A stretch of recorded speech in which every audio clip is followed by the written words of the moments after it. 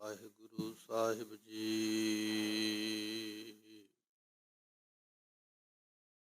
ਗੋਬਿੰਦ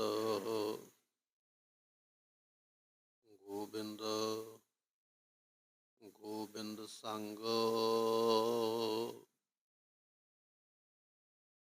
ਨਾਮ ਦਿਓ ਮਨ ਲੀਨਾ।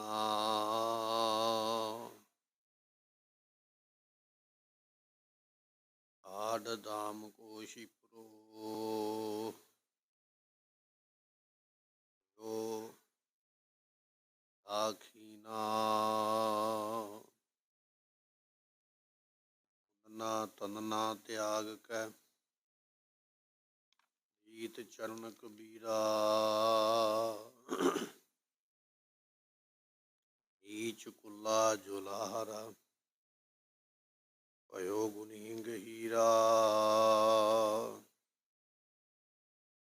ਦਾਸ ਧਵੰਤਾ ਢੋਰ ਨੀਤ ਜਨ ਤਿਆਗੀ ਮਾਇਆ। ਪ੍ਰਗਟ ਹੋਆ ਸਾਧ ਸੰਗ ਦਰਸ਼ਨ ਪਾਇਆ।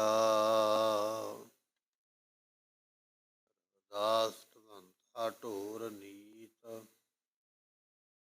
ਜਨ ਤਿਆਗੀ ਮਾਇਆ। ਪ੍ਰਗਟ ਹੋਆ ਸਾਧ ਸੰਗ ਹਰ ਦਰਸ਼ਨ ਪਾਇਆ। ਨਾਈ ਬੁੱਤ ਕਾਰੀਆ ਉਹ ਘਰ ਘਰ ਸੁਣਿਆ। ਹਿਰਦੈ ਵਸਿਆ ਪਾਰ ਬ੍ਰਹਮ ਭਗਤਾਂ ਮਹਿ ਗਣਿਆ। ਇਹ ਬਿਦ ਸੁਣ ਕੇ ਜਟਰੋ ਉਠ ਭਗਤੀ ਲਾਗਾ। ਮਿਲੈ ਪ੍ਰਤੱਖ ਗੁਸਈਆ ਧੰਨਾ ਵਡ ਭਾਗਾ। ਮਿਲੈ ਪ੍ਰਤੱਖ ਗੁਸਈਆ ਧੰਨਾ ਵਡ ਭਾਗਾ। ਓ ਆਇਆ ਦੂਰੋਂ ਚੱਲ ਕੇ ਮੈਂ ਤੱਕੀ ਤੋ ਸਰਨਾਏ ਜਿਓ। ਮੈਂ ਆਸਾ ਰੱਖੀ ਚਿਤ ਮੈਂ ਮੇਰਾ ਸਭ ਦੁੱਖ ਗਵਾਏ ਜਿਓ। ਤੁਕਾਓ ਹੋਟਲ ਗੁਰ ਸੇਵੀਐ ਐਨਸ ਸਹਿਜ ਸੁਭਾਏ। ਦਰਸ਼ਨ ਪਰਸਿਐ ਗੁਰੂ ਕੈ ਜਨਮ ਮਰਨ ਦੁਖ ਜਾਏ। ਹੋਵੈ ਸਿਫਤ ਖਸਮਦੀ ਗੁਰ ਅਰਸੋਂ ਕੁਰਸੋਂ ਝਟੀਐ। ਤੇ ਸੱਚੇ ਪਾਤਸ਼ਾਹ ਮਾਲ ਜਨਮ ਜਨਮ ਦੀ ਕੱਟੀਐ। ਸੱਚੇ ਪਾਤਸ਼ਾਹ ਮਾਲ ਜਨਮ ਜਨਮ ਦੀ ਕੱਟੀਐ। ਸਤਿਨਾਮ ਸ੍ਰੀ ਵਾਹਿਗੁਰੂ ਸਾਹਿਬ ਜੀਓ। ਤਨਾਸਰੀ ਬਾਣੀ ਭਗਤ ਨਾਮਦੇਵ ਜੀ ਕੀ। ਪਹਿਲ ਭੁਰੀਏ ਪੁੰਡਰਕ ਵਨਾ ਤਾਂਚੇ ਹੰਸਾ ਸਗਲੇ ਜਨਾ। ਕ੍ਰਿਸ਼ਨ ਤੇ ਜਾਨੂ ਹਰ ਹਰ ਨਾਚੰਤੀ ਨਾਚਨਾ। ਪਹਿਲ ਪੁਰੀਏ ਪੁੰਡਰਕ ਵਨਾ। ਵਾਹਿਗੁਰੂ ਜੀ ਕਾ ਖਾਲਸਾ ਵਾਹਿਗੁਰੂ ਜੀ ਕੀ ਫਤਿਹ। ਪਤਿਤ ਪਾਵਨ ਸਤਿਗੁਰੂ ਗਰੀਬ ਨਵਾਜ ਗੁਰੂ ਗ੍ਰੰਥ ਸਾਹਿਬ ਜੀਆਂ ਦੀ ਪਾਵਨ ਪਵਿੱਤਰ ਹਜ਼ੂਰੀ ਦਾ ਆਨੰਦ ਮਾਣ ਰਹੀ। ਆਪ ਸੰਗਤਾਂ ਨੇ ਗੁਰੂ ਦਰਬਾਰੇ ਅੰਦਰ ਬੈਠ ਕੇ ਸਤਿਗੁਰਾਂ ਦੀ ਪਵਿੱਤਰ ਗੁਰਬਾਣੀ ਦੇ ਕੀਰਤਨ ਦੀ ਦਾਤ ਸਰਵਣ ਕੀਤੀ ਹੈ। ਨਿਤਨੇਮ ਦੀਆਂ ਗੁਰਬਾਣੀਆਂ ਸਰਵਣ ਕੀਤੀਆਂ। ਇਸ ਵੇਲੇ ਆਪਾਂ ਲੜੀਵਾਰ ਗੁਰਬਾਣੀ ਦੀ ਕਥਾ ਸਰਵਣ ਕਰਨ ਵਾਸਤੇ ਗੁਰੂ ਦਰਬਾਰ ਵਿੱਚ ਸੁਸ਼ੋਭਿਤ ਹੋਏ ਆ। ਭਗਤ ਜਨਾਂ ਵਿੱਚੋਂ ਸਾਹਿਬ ਨਾਮਦੇਵ ਜੀਆਂ ਦੀ ਜੋ ਬਾਣੀ ਹੈ, ਇਸ ਬਾਣੀ ਦੀ ਕਥਾ ਆਪਾਂ ਸਰਵਣ ਕਰ ਰਹੇ ਹਾਂ। ਕੱਲ ਦੇ ਦੀਵਾਨ ਦੇ ਵਿੱਚ ਜੋ ਸ਼ਬਦ ਸਨ ਆਪਾਂ ਸਰਵਣ ਕੀਤੇ ਸੀ, ਪਹਿਲ ਪੁਰੀਏ ਪੁੰਡਰਕ ਵਣਾ, ਸਾਂਚੇ ਹੰਸਾ ਸਗਲੇ ਜਨਾ। ਭਗਤ ਨਾਮਦੇਵ ਜੀਆਂ ਨੇ ਆਪਣੇ ਗੁਰੂ ਗਿਆਨਦੇਵ ਜੀ ਨੂੰ ਪੁੱਛਿਆ ਸੀ ਵੀ ਇਹ ਸੰਸਾਰ ਤੇ ਸ੍ਰਿਸ਼ਟੀ ਪੈਦਾ ਕਿਵੇਂ ਹੋਈ ਹੈ। ਭਗਤ ਨਾਮਦੇਵ ਦੇ ਗੁਰੂ ਨੇ ਆਖਿਆ, ਕਹਿਣ ਲੱਗੇ, ਨਾਮਦੇਵ ਕਈ ਕਾਰਨ ਨੇ। ਯੋਗ ਮੱਤ ਵਾਲੇ ਕੁਝ ਕਹਿੰਦੇ ਨੇ, ਪੁਰਾਣਕ ਮੱਤ ਵਾਲੇ ਕੁਝ ਕਹਿੰਦੇ ਨੇ, ਸ਼ਾਖ ਮੱਤ ਵਾਲੇ ਕੁਝ ਕਹਿੰਦੇ ਨੇ, ਵਿਦਾਂਤ ਮੱਤ ਵਾਲੇ ਕੁਝ ਕਹਿੰਦੇ ਨੇ।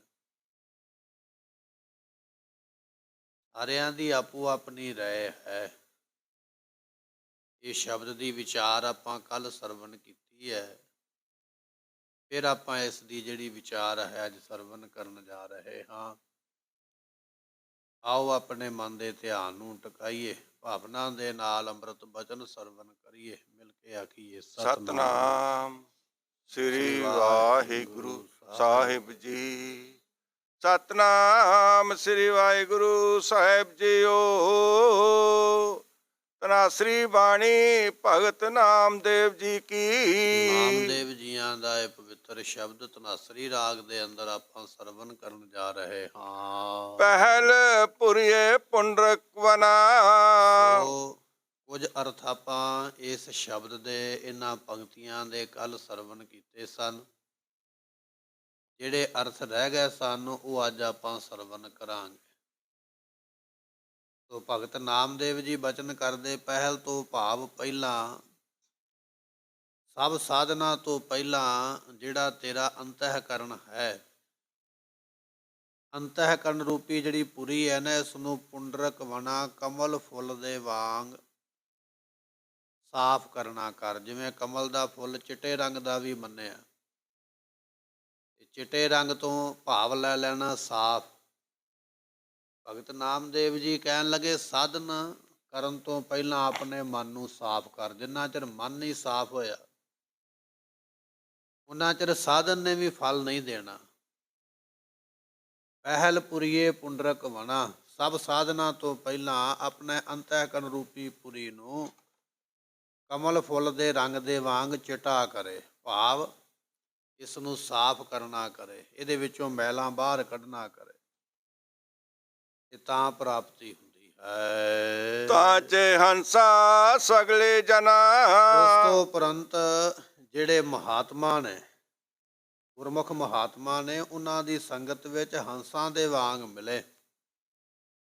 ਹੰਸ ਦੀ ਉਦਾਹਰਨ ਤਾਂ ਦਿੱਤੀ ਹੈ, ਹੰਸ ਦੇ ਅੱਗੇ ਦੁੱਧ ਰੱਖ ਦਈਏ, ਪਾਣੀ ਰੱਖ ਦਈਏ, ਹੰਸ ਦੁੱਧ ਤੇ ਪਾਣੀ ਨੂੰ ਵੱਖਰੀ ਕਰਨ ਦੀ ਸਮਰੱਥਾ ਰੱਖਦਾ ਹੈ। ਇਸੇ ਤਰ੍ਹਾਂ ਮਹਾਤਮਾ ਦੀ ਸੰਗਤ ਵਿੱਚ ਬੈਠ ਕੇ ਜੋ ਨਿਰੰਕਾਰ ਹੈ ਤੇ ਜੋ ਸੰਸਾਰ ਹੈ, ਇਹਦੀ ਵਿਚਾਰ ਨੂੰ ਕਰਨ ਦੀ ਤੇਰੇ ਵਿੱਚ ਸਮਰੱਥਾ ਹੋਵੇ ਕਿ ਇਹ ਸੰਸਾਰ ਝੂਠਾ ਹੈ, ਨਿਰੰਕਾਰ ਸੱਚਾ ਹੈ। ਆਤਮਾ ਤੇ ਅਨਾਤਮਾ ਦਾ ਤੇਰੇ ਵਿੱਚ ਵਿਚਾਰ ਕਰਨ ਦੀ ਤਾਕਤ ਹੋਵੇ। ਆਤਮਾ ਕੀ ਹੈ, ਮੈਂ ਕਿੱਥੋਂ ਆਇਆ ਹਾਂ, ਮਨ ਤੂੰ ਜੋਤ ਸਰੂਪ ਹੈ, ਇਹ ਤੇਰੇ ਵਿੱਚ ਵਿਚਾਰ ਆ ਜਾਵੇ। ਤੇ ਅਨਾਤਮਾ ਕਹਿੰਦੇ ਨੇ ਨਾਸਵੰਤ ਵਸਤੂਆਂ, ਜਿਵੇਂ ਸਰੀਰ ਹੈ, ਜਿਵੇਂ ਧਰਤੀ ਹੈ, ਜਿਵੇਂ ਪਦਾਰਥ ਨੇ। ਆਤਮਾ ਕਦੇ ਮਰਦੀ ਨਹੀਂ। ਆਤਮਾ ਤੋਂ ਬਿਨਾਂ ਬਾਕੀ ਕੋਈ ਵਸਤੂ ਸਦਾ ਰਹਿਣ ਵਾਲੀ ਨਹੀਂ। ਕਾਂਚੇ ਹੰਸਾ ਸਗਲੇ ਜਨਾ।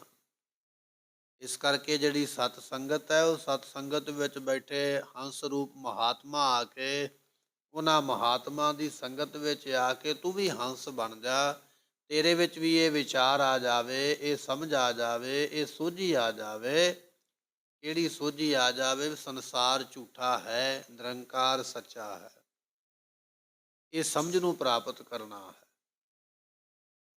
ਜਿਵੇਂ ਗੁਰੂ ਨਾਨਕ ਦੇਵ ਪਾਤਸ਼ਾਹ ਮਹਾਰਾਜ ਸਾਹਿਬ ਜੀਆਂ ਨੇ ਭਾਈ ਮਰਦਾਨਾ ਜੀ ਨੂੰ ਆਖਿਆ ਨਾ, ਸੱਚ ਤੇ ਝੂਠ ਦਾ ਸੌਦਾ ਕਰਕੇ ਲਿਆਓ। ਮੂਲੇ ਖੱਤਰੀ ਨੇ ਕਾਗਜ਼ ਉੱਪਰ ਲਿਖਿਆ ਸੀ ਕਿ ਮਰਨਾ ਜਿਹੜਾ ਸੱਚ ਹੈ ਤੇ ਜਿਉਣਾ ਝੂਠ ਹੈ। ਜਦੋਂ ਇਹ ਬਚਨ ਲਿਖੇ ਤੇ ਮਹਾਰਾਜ ਬੜੇ ਖੁਸ਼ ਹੋਏ। ਭਾਵੇਂ ਉਹ ਇਹਨਾਂ ਬਚਨਾਂ ਤੇ ਪੂਰਾ ਨਹੀਂ ਉਤਰ ਸਕਿਆ, ਪਰ ਇਹ ਬਚਨ ਉਸਨੇ ਲਿਖੇ। ਮਹਾਰਾਜ ਕਹਿਣ ਲੱਗੇ, ਭਾਈ ਇਹ ਹੈ ਮਹਾਤਮਾ ਦੀ ਸੰਗਤ ਵਿੱਚ ਬੈਠ ਕੇ ਇਸ ਤੱਤ ਸਿਧਾਂਤ ਨੂੰ ਜਾਣਨਾ। ਸੰਸਾਰ ਨਾਸਵੰਤ ਹੈ, ਸਰੀਰ ਵੀ ਨਾਸਵੰਤ ਹੈ, ਪਰ ਪ੍ਰਮਾਤਮਾ ਸਦਾ ਰਹਿਣ ਵਾਲਾ ਔਰ ਆਤਮਾ ਵੀ ਸਦਾ ਰਹਿਣ ਵਾਲੀ ਹੈ। ਐਸੀ ਬਿਰਤੀ ਇਹਦਾ ਹੰਸਾਂ ਵਾਲੀ ਬਣਾ ਲੈ, ਤੈਨੂੰ ਵੱਖਰਾ ਵੇਖਣ ਦੀ ਪਹਿਚਾਣ ਆ ਜਾਵੇ, ਤੈਨੂੰ ਸਮਝ ਪੈ ਜਾਣਾ ਕਰੇ। ਕ੍ਰਿਸ਼ਨਾ ਤੇ ਜਾਨੋ ਹਰ ਹਰ ਨਾਚੰਤੀ ਨਾਚਨਾ। ਕਹਿਣ ਲੱਗੇ ਇਹ ਜਿਹੜੀ ਨਾਚਨਾ ਗੁਰਮੁਖੋ ਸ੍ਰਿਸ਼ਟੀ ਹੈ ਨਾ, ਹਰ ਪ੍ਰਕਾਰ ਨੱਚ ਰਹੀ ਹੈ। ਇਹ ਕ੍ਰਿਸ਼ਨਾ ਕਹੀਏ ਮਾਇਆ ਦੇ ਭਾਵ ਤੋਂ ਬਣੀ ਹੈ। ਮਾਇਆ ਮਾਤਰ, ਮਾਇਆ ਕਰਕੇ ਸ੍ਰਿਸ਼ਟੀ ਬਣੀ ਹੈ ਜਿਹੜੀ ਨੱਚ ਰਹੀ ਹੈ। ਜਿੰਨੇ ਵੀ ਜੀਵ ਬਣੇ ਨੇ, ਪਸ਼ੂ ਪੰਛੀ ਬਣੇ ਨੇ, ਮਨੁੱਖ ਇਸਤਰੀਆਂ ਬਣੇ ਨੇ, ਦੇਵੀ ਦੇਵਤੇ ਬਣੇ ਨੇ, ਪਾਪ ਤੇ ਪੁੰਨ ਬਣਿਆ ਹੈ, ਸੱਚ ਤੇ ਝੂਠ ਬਣਿਆ ਹੈ। ਕਹਿਣ ਲੱਗੇ ਸਭ ਕੁਝ ਮਾਇਆ ਦੇ ਪ੍ਰਭਾਵ ਨਾਲ ਹੀ ਬਣਿਆ ਹੈ। ਮਾਇਆ ਨਾਸਵੰਤ ਹੈ, ਪਦਾਰਥ ਨਾਸਵੰਤ ਹੈ, ਸ੍ਰਿਸ਼ਟੀ ਵੀ ਨਾਸਵੰਤ ਹੈ। ਕ੍ਰਿਸ਼ਨਾ ਤੇ ਜਾਨੂ ਹਰ ਹਰ ਨਾਚੰਤੀ ਨਾਚਨਾ। ਇਹ ਜਿਹੜੀ ਨਾਚਨਾ ਸ੍ਰਿਸ਼ਟੀ ਨੱਚਦੀ ਪਈ ਹੈ ਨਾ, ਇਹ ਕਹਿਣ ਲੱਗੇ ਵੀ ਕ੍ਰਿਸ਼ਨ ਤੋਂ ਭਾਵ ਲੈ ਲੈਣਾ ਮਾਇਆ। ਕਹਿਣ ਲੱਗੇ ਇਹ ਮਾਇਆ ਤੋਂ ਸਭ ਕੁਝ ਬਣਿਆ ਹੈ। ਗੁਰਮੁਖੋ ਇਸ ਨੂੰ ਕਿਹਾ ਜਾਂਦਾ ਵਿਵੇਕ ਦਾ ਸਰੂਪ। ਵਿਵੇਕ ਕੀ ਹੁੰਦਾ ਹੈ? ਇਹਨੂੰ ਕਿਹਾ ਜਾਂਦਾ ਵਿਵੇਕ। ਤੇ ਵਿਚਾਰ ਸਾਗਰ ਦੇ ਵਿੱਚ ਜਿਹੜੇ ਮਹਾਨ ਵਿਦਵਾਨ ਨੇ ਉਹਨਾਂ ਨੇ ਬਚਨ ਲਿਖਿਆ, ਅਬਨਾਸੀ ਆਤਮ ਅਚਲ ਜਗ ਤਾਕੈ ਪ੍ਰਤੀਕੂਲ। ਇਹ ਜਿਹੜੀ ਆਤਮਾ ਹੈ ਨਾ ਸਾਡੀ, ਇਹ ਅਬਨਾਸੀ ਹੈ, ਨਾਸ ਤੋਂ ਰਹਿਤ ਹੈ। ਇਹਦਾ ਨਾਸ ਨਹੀਂ ਹੁੰਦਾ, ਇਹ ਵਿਵੇਕ ਹੈ, ਇਹ ਸਮਝ ਲਾ। ਸਰੀਰ ਨੂੰ ਮਾਰਿਆ ਜਾ ਸਕਦਾ ਹੈ, ਸਰੀਰ ਨੂੰ ਵੱਢਿਆ ਕੱਟਿਆ ਜਾ ਸਕਦਾ, ਸਰੀਰ ਨੂੰ ਖਤਮ ਕੀਤਾ ਜਾ ਸਕਦਾ ਹੈ, ਪਰ ਇੱਕ ਆਤਮਾ ਇਹੋ ਜਿਹੀ ਹੈ, ਭਾਵੇਂ ਕੈਂਚੀ ਲੈ ਲਵੋ, ਆਰੀ ਲੈ ਲਵੋ, ਕੁਹਾੜਾ ਲੈ ਲਵੋ, ਅੱਗ ਲੈ ਲਵੋ, ਪਾਣੀ ਲੈ ਲਵੋ, ਆਤਮਾ ਨੂੰ ਨਾ ਵੱਢਿਆ ਜਾਂਦਾ, ਨਾ ਕੱਟਿਆ ਜਾਂਦਾ, ਨਾ ਡੁੱਬਿਆ ਜਾਂਦਾ, ਨਾ ਸਾੜਿਆ ਜਾਂਦਾ। ਇਹ ਹੈ ਵਿਵੇਕ। ਅਬਨਾਸੀ ਆਤਮ ਅਚਲ। ਆਤਮਾ ਨਾਸ਼ ਤੋਂ ਰਹਿਤ ਹੈ, ਚਲਾਏਮਾਨ ਤੋਂ ਰਹਿਤ ਹੈ, ਕਦੇ ਮੁੱਕਦੀ ਨਹੀਂ ਹੈ, ਕਦੇ ਖਤਮ ਨਹੀਂ ਹੁੰਦੀ ਹੈ। ਜਗ ਤਾਕੈ ਪ੍ਰਤੀਕੂਲ, ਐਸੋ ਗਿਆਨ ਵਿਵੇਕ ਹੈ, ਸਭ ਸਾਧਨ ਕੋ ਮੂਲ। ਇਹਨੂੰ ਕਿਹਾ ਜਾਂਦਾ ਹੈ ਗੁਰਮੁਖੋ ਵਿਵੇਕ। ਇਹ ਹੈ ਵਿਵੇਕ ਗਿਆਨ, ਇਹ ਹੈ ਵਿਵੇਕ ਸਮਝ ਵੀ ਮੇਰੀ ਆਤਮਾ ਨਹੀਂ ਕਦੇ ਮਰੇਗੀ। ਅਸੀਂ ਤੇ ਸਰੀਰ ਮਰ ਜਾਂਦਾ ਰੋਣ ਲੱਗ ਪੈਂਦੇ। ਸਰੀਰ ਤੇ ਹੈ ਹੀ ਨਾਸਵੰਤ, ਉਹਨੇ ਮਰਨਾ ਹੀ ਹੈ, ਪਰ ਆਤਮਾ ਨਹੀਂ ਕਦੇ ਮਰਦੀ। ਜਿਨ੍ਹਾਂ ਨੂੰ ਇਹ ਗਿਆਨ ਆ ਜਾਂਦਾ ਵੀ ਆਤਮਾ ਨਹੀਂ ਮਰੀ, ਸਰੀਰ ਮਰਿਆ, ਉਹ ਰੋਂਦੇ ਨਹੀਂ, ਉਹ ਕਰਲਾਉਂਦੇ ਨਹੀਂ, ਉਹ ਦੁਖੀ ਨਹੀਂ ਹੁੰਦੇ। ਬਾਬਾ ਅਜੀਤ ਸਿੰਘ, ਬਾਬਾ ਜੁਝਾਰ ਸਿੰਘ ਚਮਕੌਰ ਦੀ ਗੜੀ ਵਿੱਚ ਜਿਸ ਵੇਲੇ ਸ਼ਹੀਦ ਹੁੰਦੇ ਪਏ 10ਵੇਂ ਪਾਤਸ਼ਾਹ, ਉੱਥੇ ਰੋਏ ਨਹੀਂ, ਸਗੋਂ ਉਹਨਾਂ ਨੇ ਚੜ੍ਹਦੀ ਕਲਾ ਵਿੱਚ ਜਕਾਰਾ ਛੱਡਿਆ, ਪ੍ਰਮਾਤਮਾ ਦਾ ਸ਼ੁਕਰਾਨਾ ਕੀਤਾ। ਉਹ ਉਸ ਅਵਸਥਾ ਤੇ ਪਹੁੰਚ ਗਏ ਨੇ, ਉਹ ਜਾਣਦੇ ਨੇ ਆਤਮਾ ਨਹੀਂ ਮਰਦੀ ਹੈ, ਸਰੀਰ ਨਾਸ ਹੋਇਆ, ਸਰੀਰ ਖਤਮ ਹੋਇਆ, ਤੇ ਸਰੀਰ ਤੇ ਵੈਸੇ ਵੀ ਖਤਮ ਹੋ ਜਾਣਾ। ਇੱਕ ਸਮਾਂ ਹੈ, ਸਰੀਰ ਦੀ ਵੀ ਇੱਕ ਬੁਨਿਆਦ ਹੈ, 50 ਸਾਲ 60 ਸਾਲ 100 ਸਾਲ, ਉਸ ਤੋਂ ਬਾਅਦ ਸਰੀਰ ਦੀ ਬੁਨਿਆਦ ਖਤਮ ਹੋ ਗਈ ਹੈ, ਇਹਨੇ ਆਪੇ ਹੀ ਢਹਿ ਜਾਣਾ। ਕਹਿਣ ਲੱਗੇ ਇਸ ਤਰ੍ਹਾਂ ਜਿਹੜੇ ਗੁਰਮੁਖ ਨੇ ਉਹ ਜਾਣਦੇ ਨੇ ਕਿ ਸਾਰਿਆਂ ਤੋਂ ਪਹਿਲਾਂ ਵਿਵੇਕ ਹੋਣਾ ਚਾਹੀਦਾ ਹੈ। ਵਿਵੇਕ ਗਿਆਨ ਇਹ ਗੱਲ ਕਹਿੰਦਾ ਵੀ ਸਰੀਰ ਨਾਸਵੰਤ ਹੈ, ਆਤਮਾ ਸਦਾ ਰਹਿਣ ਵਾਲੀ ਹੈ। ਪਹਿਲ ਪੁਰਸਾ ਬਿਰਾ। ਕਹਿਣ ਲੱਗੇ ਪਹਿਲੇ ਵਿਵੇਕ ਨੂੰ ਧਾਰਨ ਕਰੇ, ਤੇ ਉਸ ਤੋਂ ਬਾਅਦ ਵਿੱਚ ਬਿਰਾ ਤੋਂ ਭਾਵ ਹੁੰਦਾ ਗੁਰਮੁਖੋ ਵੈਰਾਗ ਧਾਰਨ।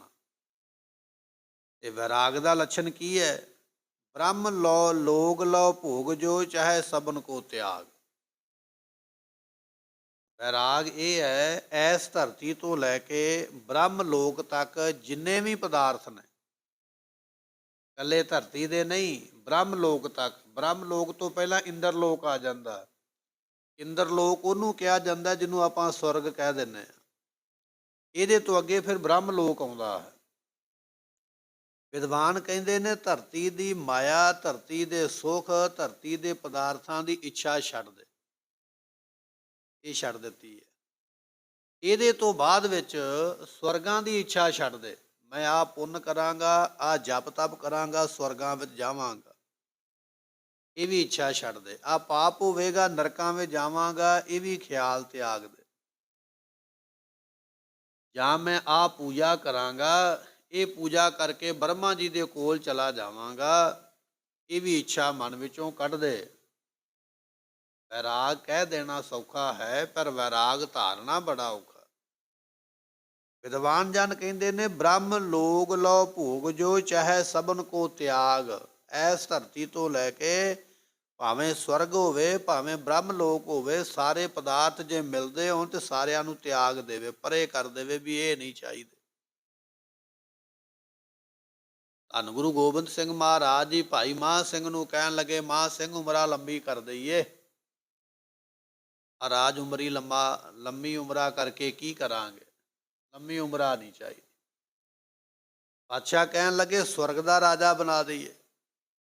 ਨਹੀਂ ਮਹਾਰਾਜ, ਸਵਰਗ ਦਾ ਰਾਜਾ ਬਣ ਕੇ ਵੀ ਕੀ ਕਰਨਾ ਹੈ, ਬ੍ਰਹਮ ਲੋਕ ਦਾ ਰਾਜਾ ਬਣਾ ਦਈਏ, ਬ੍ਰਹਮ ਦੇਵ ਬਣਾ ਦਈਏ, ਸ੍ਰਿਸ਼ਟੀ ਨੂੰ ਰਚਣ ਦੀ ਸਮਰੱਥਾ ਦੇ ਦਈਏ, ਤਾਕਤ ਦੇ ਦਈਏ। ਨਹੀਂ ਮਹਾਰਾਜ, ਉਹ ਵੀ ਨਹੀਂ ਚਾਹੀਦਾ। ਸਤਿਗੁਰੂ ਕਹਿਣ ਲੱਗੇ ਫਿਰ ਤੂੰ ਦੱਸ ਕੀ ਚਾਹੀਦਾ। ਕਹਿਣ ਲੱਗਾ ਆਪ ਜੀ ਦਾ ਬਚਨ ਹੈ ਨਾ, ਨਾਨਕ ਨਾਮ ਚੜ੍ਹਦੀ ਕਲਾ ਤੇਰੇ ਭਾਣੇ ਸਰਬੱਤ ਦਾ ਭਲਾ। ਮੈਂ ਇਹ ਚਾਹੁੰਦਾ ਹਾਂ ਵੀ ਉਹ ਵਿਦਾਵਾ ਪਾੜ ਦਿਓ, ਭਲਾ ਕਰ ਦਿਓ, ਜਿਹੜੇ ਟੁੱਟੇ ਨੇ ਉਹਨਾਂ ਨੂੰ ਗੰਢ ਲਵੋ। ਇਹ ਹੈ ਜਿਨ੍ਹਾਂ ਨੂੰ ਬੈਰਾਗ ਹੋਇਆ। ਇਹ ਬੈਰਾਗ ਦੀ ਨਿਸ਼ਾਨੀ ਹੈ। ਪਦਾਰਥ ਮਿਲਦੇ ਪਏ ਨੇ, ਪਤਾ ਵੀ ਗੁਰੂ ਨੇ ਬਚਨ ਕਰ ਦਿੱਤਾ ਮਿਲ ਜਾਣੇ ਉਸੇ ਵੇਲੇ, ਪਰ ਨਹੀਂ ਮਹਾਰਾਜ ਇਹ ਚਾਹੀਦੇ ਨਹੀਂ। ਇਹ ਮੈਨੂੰ ਫਿਰ ਸੰਸਾਰ ਦੇ ਗੇੜੇ ਵਿੱਚ ਲੈ ਆਉਣਗੇ, ਕਿਤੇ ਨਾ ਕਿਤੇ ਮਨ ਅਟਕ ਜਾਏਗਾ, ਫਿਰ ਦੁਨੀਆ ਵਿੱਚ ਆ ਜਾਵਾਂਗਾ। ਪਦਾਰਥ ਨਹੀਂ ਚਾਹੀਦੇ, ਪਰ ਭਲਾ ਕਰਨਾ ਚਾਹੁੰਦਾ ਹਾਂ। ਜਿਹੜੇ ਟੁੱਟੇ ਨੇ ਉਹਨਾਂ ਨੂੰ ਜੋੜ ਲਓ। ਗੁਰਮੁਖੋ ਇਹਨੂੰ ਕਿਹਾ ਜਾਂਦਾ ਬੈਰਾਗ। ਸਤਿਗੁਰੂ ਪਾਤਸ਼ਾਹ ਕਹਿਣ ਲੱਗੇ ਦੇਵ ਅਰਥ ਗਿਆਤਾ ਮੁਨੀ ਕਹਿਤ ਤਾਹੇ ਵੈਰਾਗ। ਵੇਦਾਂ ਦੇ ਅਰਥ ਕਰੋਗੇ, ਉਹਦੇ ਵਿੱਚ ਵੀ ਇਹ ਬਚਨ ਮਿਲੇਗਾ ਕਿ ਧਰਤੀ ਤੋਂ ਲੈ ਕੇ ਬ੍ਰਹਮ ਲੋਕ ਤੱਕ ਪਦਾਰਥਾਂ ਦਾ ਤਿਆਗ ਕਰਨਾ ਹੈ। ਵੱਡੇ ਵੱਡੇ ਗਿਆਤਾ, ਗਿਆਨਵਾਨ, ਵੱਡੇ ਵੱਡੇ ਰਿਸ਼ੀ ਮੁਨੀ, ਉਹ ਵੀ ਇਹ ਗੱਲ ਕਰਨਗੇ ਵੀ ਸਾਰੀਆਂ ਚੀਜ਼ਾਂ ਦਾ ਤਿਆਗ ਕਰਨਾ ਹੈ।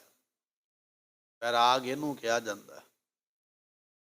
ਕੁਝ ਵਿਦਵਾਨਾਂ ਨੇ ਹੋਰ ਵੀ ਬਚਨ ਲਿਖੇ ਨੇ। ਤਿਆਗ ਕਿਵੇਂ ਕਰੀਏ? ਚੀਜ਼ ਚੰਗੀ ਲੱਗਦੀ ਪਈ ਹੈ, ਛੱਡਾਂਗੇ ਕਿਵੇਂ? ਜਿਹੜੀ ਚੀਜ਼ ਚੰਗੀ ਲੱਗਦੀ ਪਈ ਹੈ, ਮਨ ਨੂੰ ਮੋਹਦੀ ਪਈ ਹੈ, ਜਾਂ ਮਹਿੰਗੇ ਮੁੱਲ ਦੀ ਹੈ, ਛੱਡਾਂਗੇ ਕਿਵੇਂ? ਉਹਦੇ ਛੱਡਣ ਦਾ ਵੀ ਉਹਨਾਂ ਨੇ ਇੱਕ ਤਰੀਕਾ ਦੱਸਿਆ। ਕਹਿਣ ਲੱਗੇ ਬ੍ਰਹਮ ਲੋਕ ਸੁਖ ਭੋਗ ਤੂੰ ਕਾਗ ਸ਼ਰਦ ਸਮਝਾਨ। ਧਰਤੀ ਤੋਂ ਲੈ ਕੇ ਬ੍ਰਹਮ ਲੋਕ ਤੱਕ ਜਿੰਨੇ ਪਦਾਰਥ ਨੇ, ਕਾਂ ਦੀ ਵਿਸ਼ਟਾ ਵਰਗੇ ਜਾਣ ਲਾ, ਕਾਂ ਦੀ ਬਿੱਠ ਵਰਗੇ। ਮੰਨ ਲਓ ਆਪਾਂ ਤੁਰੇ ਜਾਂਦੇ ਹਾਂ, ਕਾਂ ਦੀ ਬਿੱਠ ਮਿਲ ਗਈ ਹੈ, ਵੇਖ ਲਈ ਆਪਾਂ ਉਹ ਤੋਂ ਗਿਲਾਨ ਕਰਾਂਗੇ, ਪਰਾਂ ਨੂੰ ਮੂੰਹ ਕਰਾਂਗੇ। ਉਹਨੂੰ ਚੁੱਕਦੇ ਤੇ ਨਹੀਂ ਨਾ, ਉਹਨੂੰ ਚੁੱਕ ਕੇ ਜੇਬ 'ਚ ਨਹੀਂ ਪਾਉਂਦੇ, ਉਹਨੂੰ ਸਾਂਭ ਕੇ ਟਰੰਕ ਵਿੱਚ ਨਹੀਂ ਰੱਖਦੇ। ਉਹ ਤੋਂ ਗਿਲਾਨ ਕਰੀਦੀ ਹੈ, ਨਫ਼ਰਤ ਕਰੀਦੀ ਹੈ, ਨੱਕ ਚੜਾਈਦਾ, ਪਾਸਾ ਹੀ ਕਰੀਦਾ ਵੀ ਦੁਬਾਰਾ ਵੇਖਣੀ ਨਾ ਪਵੇ। ਵਿਦਵਾਨ ਜਨ ਕਹਿੰਦੇ ਨੇ ਜਿੰਨੇ ਪਦਾਰਥ ਨੇ ਉਹਨਾਂ ਦਾ ਜੇ ਮੋਹ ਛੱਡਣਾ ਚਾਹੁੰਦਾ ਤਾਂ ਉਹਨਾਂ ਨੂੰ ਕਾਂ ਦੀ ਵਿਸ਼ਟਾ ਵਰਗਾ ਜਾਣ ਲਾ। ਜਿਵੇਂ ਕਾਂ ਦੀ ਵਿਸ਼ਟਾ ਤੋਂ ਲੋਕ ਨਫ਼ਰਤ ਕਰਦੇ ਨੇ, ਛਿੱਟ ਤੋਂ ਨਫ਼ਰਤ ਕਰਦੇ ਨੇ, ਕਾਂ ਦੀ ਗੰਦਗੀ ਤੋਂ ਲੋਕ ਨਫ਼ਰਤ ਕਰਦੇ ਨੇ, ਐਸੇ ਤਰ੍ਹਾਂ ਦੀ ਅਵਸਥਾ ਆਪਣੇ ਮਨ ਵਿੱਚ ਬਣਾ ਲਾ। ਤੈਨੂੰ ਕੋਈ ਵੀ ਪਦਾਰਥ ਦਿਸਦਾ ਪਿਆ, ਭਾਵੇਂ ਉਹ ਧਰਤੀ ਦਾ ਰਾਜ ਹੈ, ਭਾਵੇਂ ਹੀਰੇ ਨੇ, ਮੋਤੀ ਨੇ, ਜਵਾਹਰਾਤ ਨੇ, ਸੰਪਤੀ ਧਨ ਵਿਭੂਤੀ ਹੈ, ਉਹਨਾਂ ਨੂੰ ਜਾਣ ਵੀ ਇਹ ਕਾਂ ਦੀ ਵਿਸ਼ਟਾ ਹੀ ਪਈ ਹੈ। ਇਹ ਸਮਝ ਲੈਂਗਾ ਤੇ ਤਾਂ ਤੇਰੇ ਕੋਲੋਂ ਛੁਟਕਾਰਾ ਹੋਵੇਗਾ। ਤੇ ਜੇ ਤੂੰ ਇਹ ਸਮਝ ਲਿਆ ਨਾ ਵੀ ਇਹ ਪਦਾਰਥ ਇੰਨੇ ਲੱਖ ਦਾ, ਇੰਨੇ ਕਰੋੜ ਦਾ, ਇੰਨੇ ਅਰਬ ਖਰਬ ਦਾ, ਫਿਰ ਛੱਡ ਨਹੀਂ ਸਕਦਾ। ਛੱਡਣਾ ਤਾਂ ਪਵੇਗਾ ਉਹਨਾਂ ਨੂੰ ਇਹ ਜਾਣ ਕੇ। ਗੋਰਖਨਾਥ ਨੇ ਆਪਣਾ ਚੇਲਾ ਬਣਾ ਲਿਆ ਭਰਥਰੀ ਨੂੰ। ਹੁਣ ਭਰਥਰੀ ਰਾਜਾ ਹੈ, ਉਹਦੇ ਕੋਲ ਖਜ਼ਾਨੇ ਭਰੇ ਹੋਏ, ਪਰ ਗੋਰਖਨਾਥ ਨੇ ਉਪਦੇਸ਼ ਇਹੋ ਜਿਹਾ ਦਿੱਤਾ, ਭਰਥਰੀ ਦੇ ਮਨ ਵਿੱਚ ਇਹ ਗੱਲ ਬਿਠਾ ਦਿੱਤੀ ਵੀ ਜਿੰਨੇ ਤੇਰੇ ਖਜ਼ਾਨੇ ਭਰੇ ਪਏ ਨੇ ਹੀਰੇ ਮੋਤੀਆਂ ਜਵਾਹਰਾਤ ਦੇ, ਇਹ ਸਾਰੇ ਕਾਂ ਦੀ ਬਿੱਠ ਵਰਗੇ ਨੇ। ਗੱਲ ਬੜੀ ਚੰਗੀ ਲੱਗੀ, ਸਮਝ ਗਿਆ ਉਸੇ ਵੇਲੇ, ਛੱਡ ਦਿੱਤਾ ਸਭ ਕੁਝ। ਕਹਿਣ ਲੱਗਾ ਨਹੀਂ ਖਜ਼ਾਨੇ ਚਾਹੀਦੇ, ਹੀਰੇ ਮੋਤੀ, ਫੌਜਾਂ, ਮਹਿਲ, ਰਾਣੀਆਂ, ਕੁਝ ਨਹੀਂ ਚਾਹੀਦਾ, ਸਭ ਕੁਝ ਛੱਡ ਕੇ ਨਾਲ ਹੀ ਤੁਰ ਪਿਆ।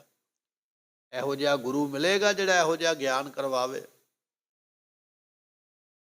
ਇਹ ਹੈ ਜਿਨ੍ਹਾਂ ਨੂੰ ਵੈਰਾਗ ਪ੍ਰਾਪਤ ਹੋਇਆ ਹੈ। ਕਹਿਣ ਲੱਗੇ ਬ੍ਰਹਮ ਲੋਕ ਸੁਖ ਭੋਗ ਤੂੰ ਕਾਗ ਸ਼ਰਦ ਸਮ ਜਾਨ। ਬ੍ਰਹਮ ਲੋਕ ਤੱਕ ਜਿੰਨੇ ਵੀ ਸੁਖ ਨੇ, ਮੁਸਲਮਾਨ ਧਰਮ ਇਹ ਗੱਲ ਕਹਿੰਦਾ ਹੈ ਵੀ ਬਿਸਤ ਦੇ ਵਿੱਚ ਅੰਗੂਰਾਂ ਦੀ ਸ਼ਰਾਬ ਮਿਲਦੀ ਹੈ ਤੇ ਅਪਸ਼ਰਾ ਮਿਲਦੀ ਹੈ। ਮੈਂ ਚੰਗੇ ਕਰਮ ਕਰਾਂ, ਭਿਸ਼ਟ ਵਿੱਚ ਜਾਵਾਂ। ਭਾਵੇਂ ਭਿਸ਼ਟ ਕਹਿ ਲਈਏ, ਸਵਰਗ ਕਹਿ ਲਈਏ, ਗੱਲ ਤੇ ਸੁੱਖਾਂ ਦੇ ਲਾਲਚ ਦੀ ਹੈ। ਸੁੱਖਾਂ ਦੇ ਲਾਲਚ ਵਿੱਚ ਆ ਕੇ ਵਿਅਕਤੀ ਜਾਂਦਾ ਹੈ। ਪਰ ਵਿਦਵਾਨ ਕਹਿੰਦੇ ਨੇ ਅੰਗੂਰਾਂ ਦੀ ਸ਼ਰਾਬ ਦਾ ਵੀ ਤੇਰੇ ਮਨ ਵਿੱਚ ਲਾਲਚ ਨਾ ਹੋਵੇ, ਤੇ ਅਪਸ਼ਰਾ ਜਿਹੜੀਆਂ ਨੇ ਉਹਨਾਂ ਦਾ ਵੀ ਲਾਲਚ ਤੇਰੇ ਮਨ ਵਿੱਚ ਨਾ ਹੋਵੇ। ਸਵਰਗਾਂ ਦੀਆਂ ਅਪਸ਼ਰਾ ਨੂੰ ਤੇ ਅੰਗੂਰਾਂ ਦੀ ਸ਼ਰਾਬ ਨੂੰ ਭਾਵੇਂ ਤੂੰ ਮੁਸਲਮਾਨ ਹੈ, ਕਾਂ ਦੀ ਵਿਸ਼ਟਾ ਕਰਕੇ ਜਾਣੇਗਾ ਤੇ ਤਾਂ ਇਸ ਲੀਹ ਤੋਂ ਪਾਸੇ ਹਟੇਗਾ, ਨਹੀਂ ਤੇ ਸਵਰਗ ਵਿੱਚ ਚਲਾ ਗਿਆ, ਦੁਬਾਰਾ ਫਿਰ ਜਨਮਾਂ ਵਿੱਚ ਆਉਣਾ ਪੈਣਾ। ਹਿੰਦੂ ਆਖਦਾ ਚੰਗੇ ਕਰਮ ਕਰੇਗਾ, ਪੁੰਨ ਦਾਨ ਕਰੇਗਾ, ਸਵਰਗਾਂ ਵਿੱਚ ਚਲੇ ਜਾਏਗਾ, ਪਰ ਜਾਵੇਂਗਾ ਉੱਥੇ ਜਾ ਕੇ ਤੈਨੂੰ ਇਹ ਸੁੱਖ ਮਿਲਣਗੇ, ਨਰਕਾਂ ਵਿੱਚ ਇਹ ਦੁੱਖ ਮਿਲਣਗੇ। ਇਹ ਹਿੰਦੂ ਮਤ ਕਹਿੰਦਾ ਹੈ। ਪਰ ਮਹਾਰਾਜ ਕਹਿਣ ਲੱਗੇ ਭਾਵੇਂ ਸੁੱਖ ਹੈ ਤੇ ਭਾਵੇਂ ਦੁੱਖ ਹੈ, ਦੋਨੇ ਹੀ ਜਨਮਾਂ ਵਿੱਚ ਲੈ ਕੇ ਆਉਣਗੇ। ਸੁੱਖ ਦੀ ਵੀ ਇੱਕ ਸੀਮਾ ਹੈ। ਜਿਵੇਂ ਆਪਾਂ ਅੱਜ ਮੋਬਾਈਲ ਫੋਨ ਵਰਤਦੇ ਹਨ, ਇਹਦੀ ਇੱਕ ਵੈਲਿਡਿਟੀ ਪਾਉਣੀ ਪੈਂਦੀ ਹੈ। ਜਦੋਂ ਖਤਮ ਹੋ ਗਈ ਫੋਨ ਡੱਬਾ ਹੋ ਜਾਏਗਾ, ਕੁੱਖ ਨਹੀਂ ਕੰਮ ਕਰੇਗਾ। ਕੋਲ ਬੈਠੇ ਨੂੰ ਵੀ ਤੁਸੀਂ ਆਪਣਾ ਸੁਨੇਹਾ ਨਹੀਂ ਦੇ ਸਕਦੇ। ਹੁਣ ਤੇ ਆਪਣਾ ਫੋਨ ਆਪਾਂ ਇੱਥੇ ਬੈਠੇ ਆ ਨਾ, ਵਿਦੇਸ਼ ਦੇ ਵਿੱਚ ਗੱਲ ਕਰ ਲੈਂਦੇ ਹਾਂ, ਫਿਰ ਭਾਵੇਂ ਸਾਡੇ ਤੋਂ ਕੋਈ ਬੰਦਾ ਇੱਕ ਕਿੱਲਾ ਹੀ ਦੂਰ ਬੈਠਾ ਹੋਵੇ, ਉਹਨੂੰ ਵੀ ਜੇ ਫੋਨ ਲਾਉਣਾ ਲੱਗੇਗਾ ਨਹੀਂ, ਕਿਉਂਕਿ ਉਹਦੀ ਬੁਨਿਆਦ ਖਤਮ ਹੋ ਗਈ ਹੈ।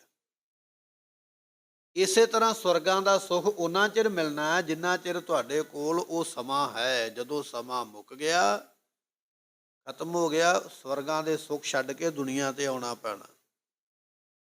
ਬੰਦਿਆ ਇੱਥੇ ਤੇ ਜਨਮ ਲੈਣ ਵਾਸਤੇ ਇੰਦਰ ਵਰਗੇ ਆਏ ਨੇ, ਜਿਹੜੇ ਰਾਜੇ ਸਨ ਉਹਨਾਂ ਨੂੰ ਵੀ ਜਨਮ ਲੈਣਾ ਪਿਆ ਸਵਰਗਾਂ ਦਾ ਰਾਜ ਛੱਡ ਕੇ, ਕਿਉਂਕਿ ਇੱਕ ਸਮਾਂ ਹੈ, ਇੱਕ ਸੀਮਾ ਹੈ। ਜਿੰਨਾ ਕੋ ਪੁੰਨ ਦਾਨ ਕੀਤਾ ਉਹਨਾਂ ਕੋ ਸੁੱਖ ਲਿਆ, ਫਿਰ ਦੁਨੀਆ ਤੇ ਆ ਗਏ। ਇਸ ਕਰਕੇ ਅੰਗੂਰਾਂ ਦੀ ਸ਼ਰਾਬ ਦਾ ਲਾਲਚ ਛੱਡ ਦੇ, ਅਪਸ਼ਰਾ ਦਾ ਲਾਲਚ ਛੱਡ ਦੇ। ਮੈਂ ਸਵਰਗਾਂ ਵਿੱਚ ਜਾਵਾਂਗਾ, ਇਹ ਮੈਨੂੰ ਸੁੱਖ ਮਿਲਣਗੇ। ਇਹ ਸਭ ਕੁਝ ਛੱਡ ਕੇ ਇਹ ਜਾਣ ਲੈ ਵੀ ਜਿੰਨੀਆਂ ਵੀ ਚੀਜ਼ਾਂ ਗਿਣੀਆਂ ਨੇ ਕਾਂ ਦੀ ਵਿਸ਼ਟਾ ਵਰਗੀਆਂ ਨੇ, ਮੈਨੂੰ ਇਹ ਨਹੀਂ ਚਾਹੀਦੀਆਂ, ਇਹਨਾਂ ਤੋਂ ਪਰੇ ਹੋਣਾ। ਮਹਾਰਾਜ ਨੇ ਤਾਂ ਹੀ ਬਚਨ ਲਿਖਿਆ, ਸੇਵਾ ਕਰਤ ਹੋਏ ਨਿਹ ਕਾਮੀ। ਨਿਸ਼ਕਾਮ ਹੋ ਜਾ, ਸੇਵਾ ਕਰ। ਕਾਮਨਾ ਨਾ ਰੱਖ ਵੀ ਮੈਨੂੰ ਇਹ ਮਿਲੇ। ਕਾਮਨਾ ਰੱਖ ਲਈ ਉਹ ਪਦਾਰਥ ਮਿਲ ਜਾਏਗਾ, ਪਦਾਰਥ ਨੇ ਤੈਨੂੰ ਫੜ ਲੈਣਾ ਹੈ। ਸੇਵਾ ਕਰ, ਬਰਤਨ ਸਾਫ਼ ਕਰ, ਪ੍ਰਸ਼ਾਦਾ ਬਣਾ, ਵਰਤਾ, ਸੰਗਤ ਦੇ ਜੋੜੇ ਸਾਫ਼ ਕਰ, ਗੁਰੂ ਸਾਹਿਬ ਨੂੰ ਚੌਰ ਦੀ ਸੇਵਾ ਕਰ, ਚਾਦਰਾਂ ਨੂੰ ਧੋ, ਯਾਤਰਾ ਤੇ ਜਾ, ਪੁੰਨ ਦਾਨ ਕਰ, ਪਰ ਨਿਸ਼ਕਾਮ ਹੋ ਕੇ ਕਰ, ਕਾਮਨਾ ਨਾ ਰੱਖ। ਨਿਸ਼ਕਾਮ ਹੋ ਕੇ ਕਰੇਗਾ ਤੇ ਪ੍ਰਮਾਤਮਾ ਮਿਲੇਗਾ। ਅਵਧ ਇਹ ਵੈਰਾਗ ਕੀ ਹਰ ਚਰਨੋਂ ਚਿਤ ਮਾਨ। ਗੁਰਮੁਖੋ ਇਹਨੂੰ ਕਿਹਾ ਜਾਂਦਾ ਜੇ ਵੈਰਾਗ ਦੀ ਅਵਧੀ, ਵੈਰਾਗ ਦੀ ਸੀਮਾ, ਵੈਰਾਗ ਦੀ ਹੱਦ ਆਪਾਂ ਕਹਿ ਸਕਦੇ ਹਾਂ। ਵੈਰਾਗ ਕੀ ਹੈ? ਸਾਰੇ ਪਦਾਰਥ ਕਾਂ ਦੀ ਗੰਦਗੀ ਵਰਗੇ ਨੇ। ਮਾਤੇ ਮਤੰਗ ਜਰੇ ਜਰ ਸੰਗ, ਅਨੂਪ ਉਤੰਗ ਸੁਰੰਗ ਸੁਹਾਰੇ, ਕੋੜ ਤੁਰੰਗ ਕੁਰੰਗ ਸੇ ਕੂਦਤ ਪੌਣ ਕੇ ਗੌਣ ਕੋ ਜਾਤ ਨਿਵਾਰੇ, ਇਤੇ ਭੈ ਤੋ ਕਹਾਂ ਭੈ ਭੂਪਤ, ਅੰਤ ਕੋ ਨਾਂਗੇ ਪਾਏ ਪਦਾਰੇ। ਜੀਤ ਫਿਰੇ ਸਭ ਦੇਸ ਦਸਾਨ ਕੋ, ਬਾਜਤ ਢੋਲ ਮ੍ਰਿਦੰਗ ਨਗਾਰੇ, ਗੁੰਜਤ ਗੂੜ ਗਿਆਨ ਕੇ ਸੁੰਦਰ, ਹਿੰਸਤ ਹੀ ਹੈ ਰਾਜ ਹਜ਼ਾਰੇ। ਭੂਤ ਭਵਿਖ ਭਵਾਨ ਕੇ ਭੂਪਤ, ਕੌਣ ਗਣੇ ਨਹੀਂ। ਜਿਹੜਾ ਬੰਦਾ ਦੁਨੀਆ ਤੇ ਜਿਹੜਾ ਗਿਣ ਲਵੇ ਭੂਤ ਕਾਲ ਵਿੱਚ ਤੇ ਭਵਿੱਖ ਕਾਲ ਵਿੱਚ ਕਿੰਨੇ ਹੋਏ। ਭਵਿੱਖ ਕਾਲ ਜਿਹੜਾ ਆਉਣ ਵਾਲਾ, ਆਉਣ ਵਾਲੇ ਸਮੇਂ ਵਿੱਚ ਕਿੰਨੇ ਰਾਜੇ ਹੋਏ, ਕੋਈ ਗਿਣ ਨਹੀਂ ਸਕਦਾ ਕਿੰਨੇ ਹੋਣਗੇ। ਭੂਤ ਕਾਲ ਜਿਹੜਾ ਬੀਤ ਗਿਆ, ਸਤਯੁਗ ਵਿੱਚ, ਤ੍ਰੇਤੇ ਵਿੱਚ, ਦੁਆਪਰ ਵਿੱਚ ਕਿੰਨੇ ਹੋਏ, ਕੋਈ ਨਹੀਂ ਗਿਣ ਸਕਦਾ। ਭੂਤ ਭਵਿੱਖ ਭਵਾਨ ਕੇ ਭੂਪਤ, ਜਿਹੜਾ ਸਮਾਂ ਅੱਗੇ ਆਉਣਾ, ਕਿੰਨੇ ਰਾਜੇ ਹੋਰ ਹੋਣਗੇ, ਜਿਹੜਾ ਸਮਾਂ ਪਿੱਛੇ ਲੰਘ ਗਿਆ, ਕਿੰਨੇ ਰਾਜੇ ਚਲੇ ਗਏ, ਕੌਣ ਗਣੇ ਨਹੀਂ ਜਾਤ ਵਿਚਾਰੇ, ਕੌਣ ਗਿਣ ਸਕਦਾ ਹੈ। ਇਤੇ ਭੈ ਤੋ ਕਹਾਂ ਭੈ ਭੂਪਤ,